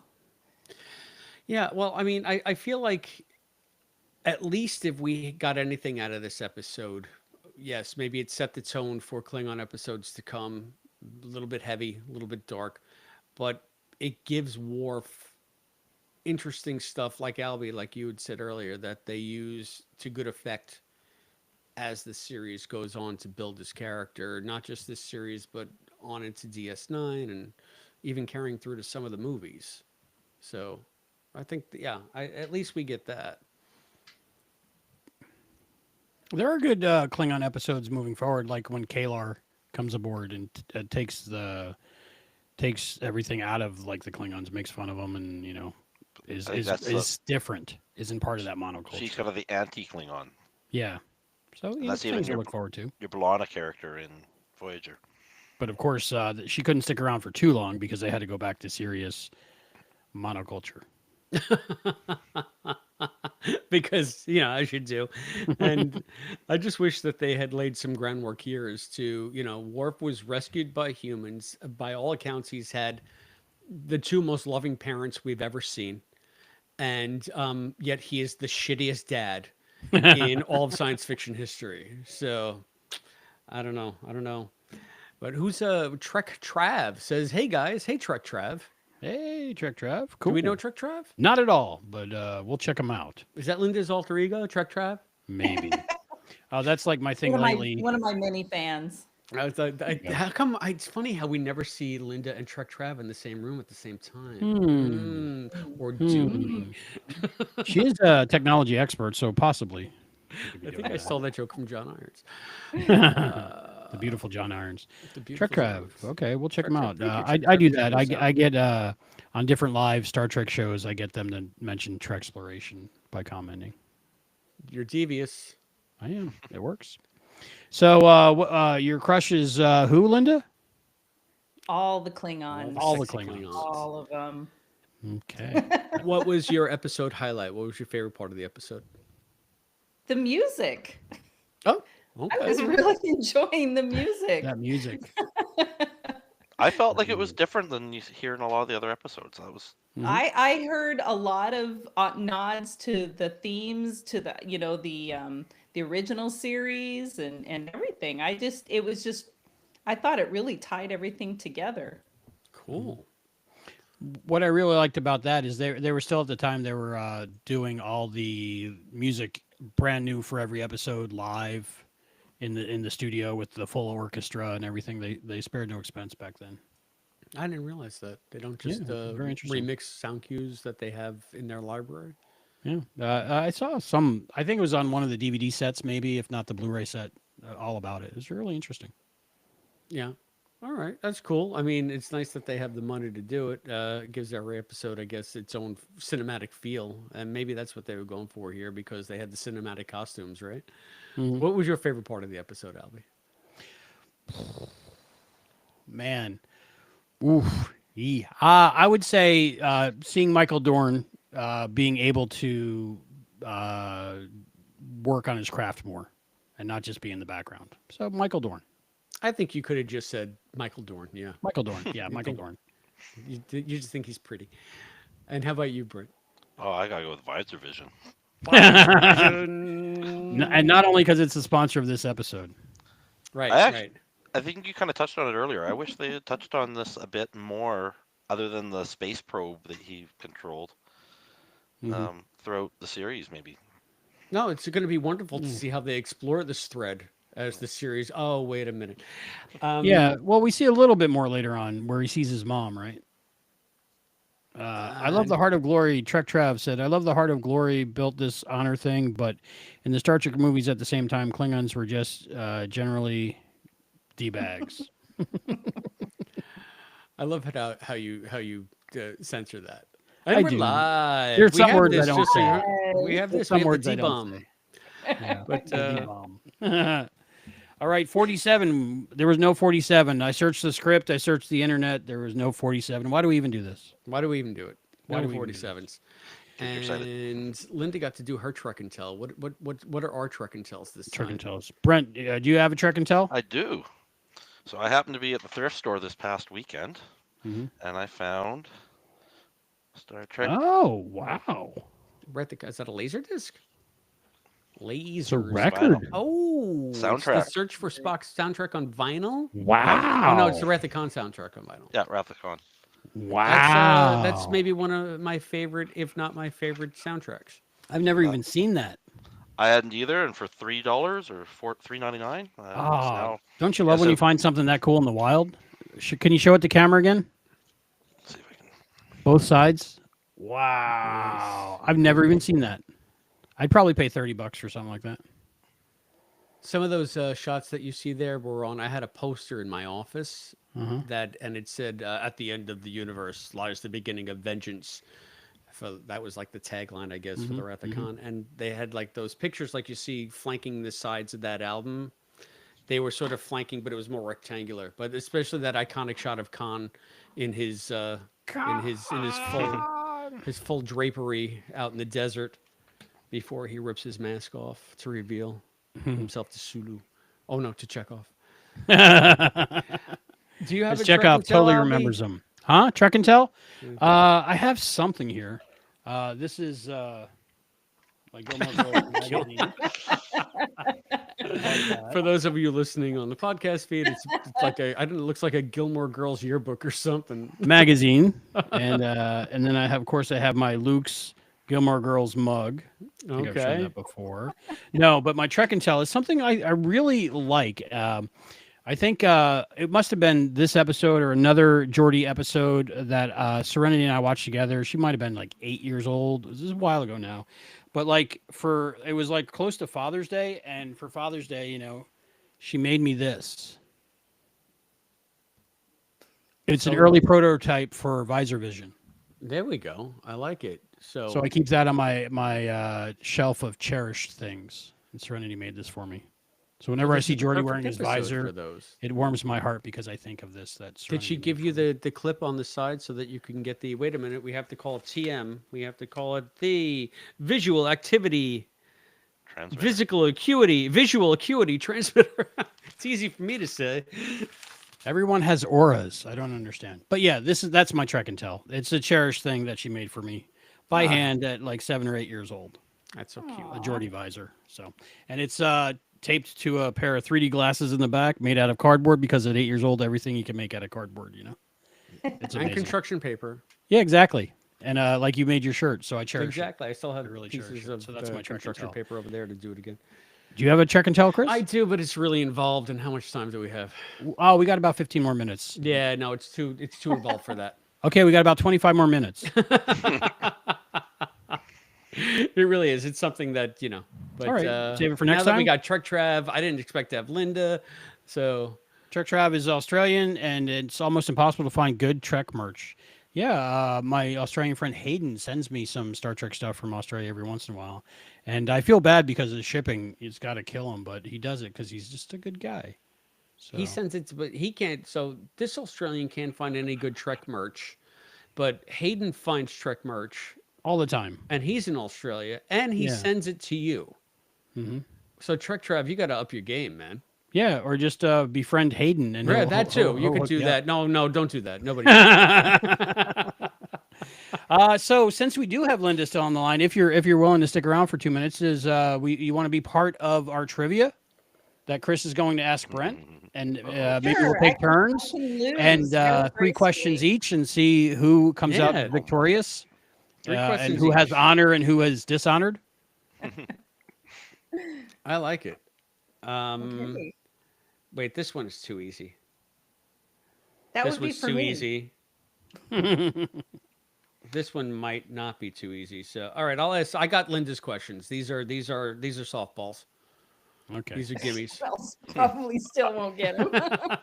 Are you going to ask I think both of them, Chris? I think we answered 2 of these in the last 2 episodes we did. So, All right, we'll just take turns, and of course, Canadians go first. So Brent goes first, and then Linda, and just alternate, I guess. Right? Does that sound good, Chris? So, are you reading for Brent? I'll read for Linda. I think you'll read for both I'll because read for both. you I have got 2 you cards. have a degree in English. Oh, wow. Okay. So, Brent, this is for you. Linda would never get this. What kind of creature is Celia revealed to be in the Next Generation episode, The Dolphin? The shape-shifting thing, but I don't remember the name of it. I mean, it does say or shapeshifter here, so I guess technically you get it. It's Yeah. an elasmorph. Elasmorph. That is That a sounds dumb familiar. name. Okay, we got you for 3 questions. Brent got 1. All right. Question so number 1 for Linda. Beverly Crusher's late husband, Jack Crusher, served with which member of the Next Generation crew on the USS Stargazer? Would that be Picard? Yeah, I knew you would know this one, Linda. Okay, 1-1. Brent. Question so good that even Linda knows the answer. In the Voyager episode Caretaker, approximately how far does the Caretaker transport the USS Voyager across the galaxy? 75,000 light years? Sorry, sir. 79. 70,000 70? light years. Good day, Yeah. sir. I never get number trivia questions because I don't remember numbers. My brain just goes number. That's how it remembers That number. It was that Yeah. number. Sure, it was. I'd say it's pretty close. Linda, are you ready? What militant species first appears in the original series episode, Balance of Terror? Would Albie that just be mentioned it. the Klingons? No? Oh, No? Brent to steal. Romulans. There you go. Romulans. do we give Brent the point? I don't think know. so. Yes. And they each get 1 more question each. Is that right? Yep. So it's Brent's turn. Last question for Brent. In what 1990s science fiction television series did Walter Koenig, who played Chekhov, recur as a character named Alfred Bester? Oh, I don't know. That would Did be you pick that out intentionally? No, I didn't. How does that happen? that would be Babylon 5. Babylon 5. Yes. I'm telling you, the You're universe good on is Babylon weirdly 5. connected sometimes. And Alfred Bester, a really good author. The Star's My Destination. Psyops, right? The Demolished Man. And last but not least, for our good friend, listen, Linda. All right, cadet. Attention. What future star of the television series Lost appeared as Gotana Retz in the Voyager episode Blink of an Eye? Wow. I'm not even going to look at the back. I have no idea on this one. I'm going to guess Oh. myself. I didn't watch Lost either. I watched it, but I have no clue. There were only like 9 billion cast members on Lost, so. Mm-hmm. And it was they were a future star at this point. So that future means that even if star. they were a giant star on Lost, they were probably like nobody.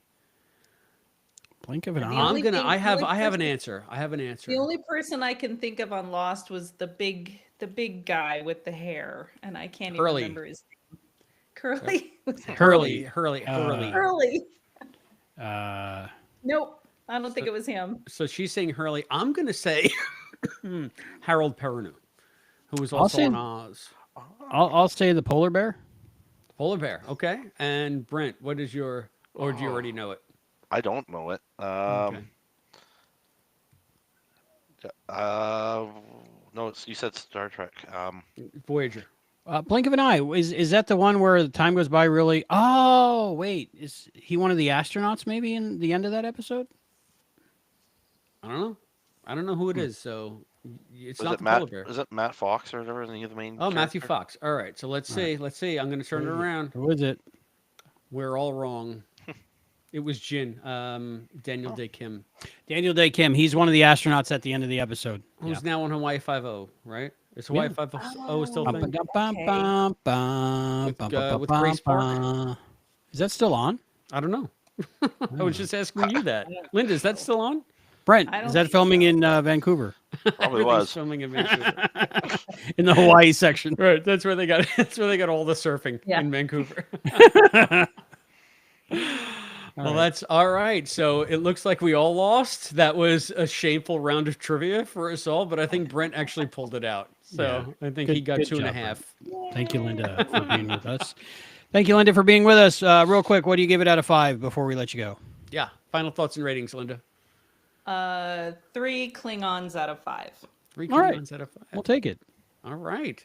There were 3 Klingons, right? Yes, there were. And They all only one. start No, with well, K. you 3 and the see, dead we one. always forget Worf. There were 4 Klingons. Oh, yep, Oh, yep, then yep, yep. 5, the captain of the other ship. Oh, yeah, 5. We kept the captain of the Oh, ship. Brent's on it. Wow. So 3 Klingons out of 5. Oh, there you go. Perfect. Uh, Now it all makes sense. oh, you're too smart. She's just too smart for us. Oh, She's every a smart time. one. She's a genius. every time. How about you, Brent? What would silly objects? Oh, what was? Well, that'd be the visor vision, but no, what's the proper name for it? The visual acuity transmitters. Yes. Mhm. I'd probably still give this also a 3. 3. 3 is that what you Three said? visual acuity transmitters out of 5. I hadn't even thought about this. Chris. Silly odds. I give it because I like a lot of the character work in this, and I think that despite all the dour stuff where the Klingon stuff where it goes, I really found this episode engaging. So I'm going to give it 4 growl screams out of 5. Wow. Mm-hmm. This episode was good for starting the Worf stuff, but other than that, it's kind of painful to watch. I do like Vaughn Armstrong whenever he's on screen, so that's nice. But it also takes me out of the Klingon story because I don't see him as a Klingon. I think what is it, Admiral Forrest, Yeah. mostly with that voice, but he's been in so many. Isn't he like? Does he lead the amount of different characters, or if not, he's up there? Him and Star I Jeffrey think that Combs. Vaughn might be the most. Yeah. Jeffrey's only played a few different ones multiple times. Vaughn has Yeah. been on like a gazillion different episodes. Yeah, as a Voyager, gazillion Deep different Space people. Nine. This was Lot his first Enterprise. appearance, I think. I think I have it written on the document. If you go down to the Yeah, cast. Heart of Glory and Shades of Grey. hmm Shades of Grey is just the clip show, so I'm sure it's from this episode as well. yeah, more probably, than likely. Did he I ever think. talk to Unless he Riker? plays the tree and that bites Riker, I'm not sure. Throws apples at him. Albie, how many out of 5? Oh, yeah, you got to just end it, or else I'll keep talking. No, I'm gonna go with 2.5 empty plates with the beds of lettuce still left on them because Klingons don't like lettuce. I guess, but they still had a ravioli on there too. Yeah, So it was a So, green ravioli. 2.5 out of Spinach ravioli. 5. It was okay, but I don't enjoy it. But there were parts. okay. So what are we talking about next time, Chris? That was that ringing endorsement. Well, before we get to that, Okay. we want to know what you out there think of this episode of Star Trek: The Next Generation. To do so, please drop us a line. You can do it at treksploration@gmail.com. TrekSplorationPod@gmail.com. You can hit us up on Instagram at TrekSplorationPod. You can find us on TikTok at TrekSploration. You can blue sky us at TrekSploration. Blue skies, You smiling can at comment me. right here on the YouTube channel. It's youtube.com/@TrekSploration. Down in the comments below. We want all your comments down there. The more comments we get, the better the algorithm is. The more people see our show. Yes, The more people subscribe. comment. The more people see Subscribe. our show. The more people comment. You see, it's a never-ending loop. Yep. It's the We got to never-ending get to that cycle. 500 subscription. So Yes, make some please. extra YouTube accounts and subscribe, please. There we go. You can also support us on Patreon, patreon.com/TrekSploration. And you can always drop us a line. That's P.O. Box 542, Bayport, New York, 11705. If you want to support the show just at a one-time level, you can go to buymeacoffee.com/TrekSploration. Any and all support would be appreciated, both monetarily and just letting us know that you're out there watching and listening and enjoying. We again want to thank all of our intrepid Trek explorers, Cadet, Listen, Linda. It's such a pleasure to have you here. Willard, thank you for chiming in as you did earlier. Yeah, I'm never did Willard. Captain Charles, Lieutenant Commander Scott Seligman, Lieutenant Commander Cosplay Dad, and everybody else who's out there. Just remember, if you do write us, we will probably use your comments on an upcoming episode of Trek Exploration. And speaking of upcoming episodes, Albie, what's next? What's next? Our next TNG episode will be on Arsenal of Freedom. No, I think that's Arsenal of Bijons. Yeah. Anyway. Either one is good. Yeah. I'd watch both. I would like But I think the next time we come to you, we'll be talking about the original series, season 1, episode 2, the way we're doing it, I think production order, where no man has gone before. Can't wait to talk about Gary Mitchell, silver contacts, and who was the chick in that? Sally Kellerman, right? Sally Kellerman, yeah. Yeah, Pop great Lily episode. herself. Yeah, I don't want to give it away, but I enjoyed it, and you might like it too, Chris. Right? We'll see. We'll see. So I I think gotta that tell about you. wraps it up. Yeah, I'm getting anxious. I'm getting anxious. Brent, you got anything to plug before Chris taps out? Nope. Linda? I have nothing to plug. I'm All on right. spring break, so I'm not Exploration. doing anything. Oh, Trek congratulations! Exploration. You and your spring break over Okay, there. I'm just going to say, everybody, go over and subscribe to Fandom Entanglement, the Sliders podcast on YouTube. Oh, yes.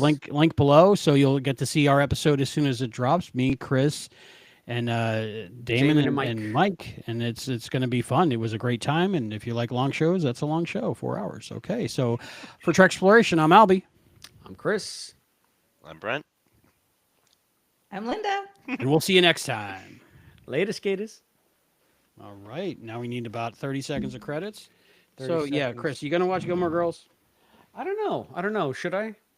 Chewbacca's in it. I might be a little bit Jared Padalecki'd out. I'm not sure.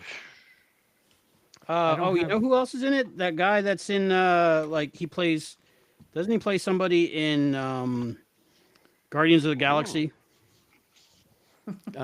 Hey. Yeah, he's got a what's pig. the matter with- Got a pig? The hell are you Yeah, he's got a talking pet pig in the Netflix season, which is really cool. That didn't Christopher age. Pratt? No, Chris the Pratt? the director's brother. Chris wanna- Pine? Sean Gunn. Yeah, Sean Gunn. Is that his name? But yeah, he's in Gilmore Girls. Of course, Luke's pretty awesome. And Melissa McCarthy. I think that's where she started. And Leia. Leia's pretty Leia. awesome. And Luke. And Uh-huh. Leia. Yep. Han. All right. So, Albie, you want me to hang up so I can start? I'll just hit whatever I- stop, and it'll. I just hit stop. Oh, where'd she go? Oh, I didn't know that hangs up on her. Uh-oh. Oh well. Nope, she's uploading, so that's good. I'm uploaded. So we should be free. Hey, thanks, Brett, for joining us. No problem. Brent, keep getting that wrong. That's all right. I'm used to it. Hopefully, I got it right during the whole.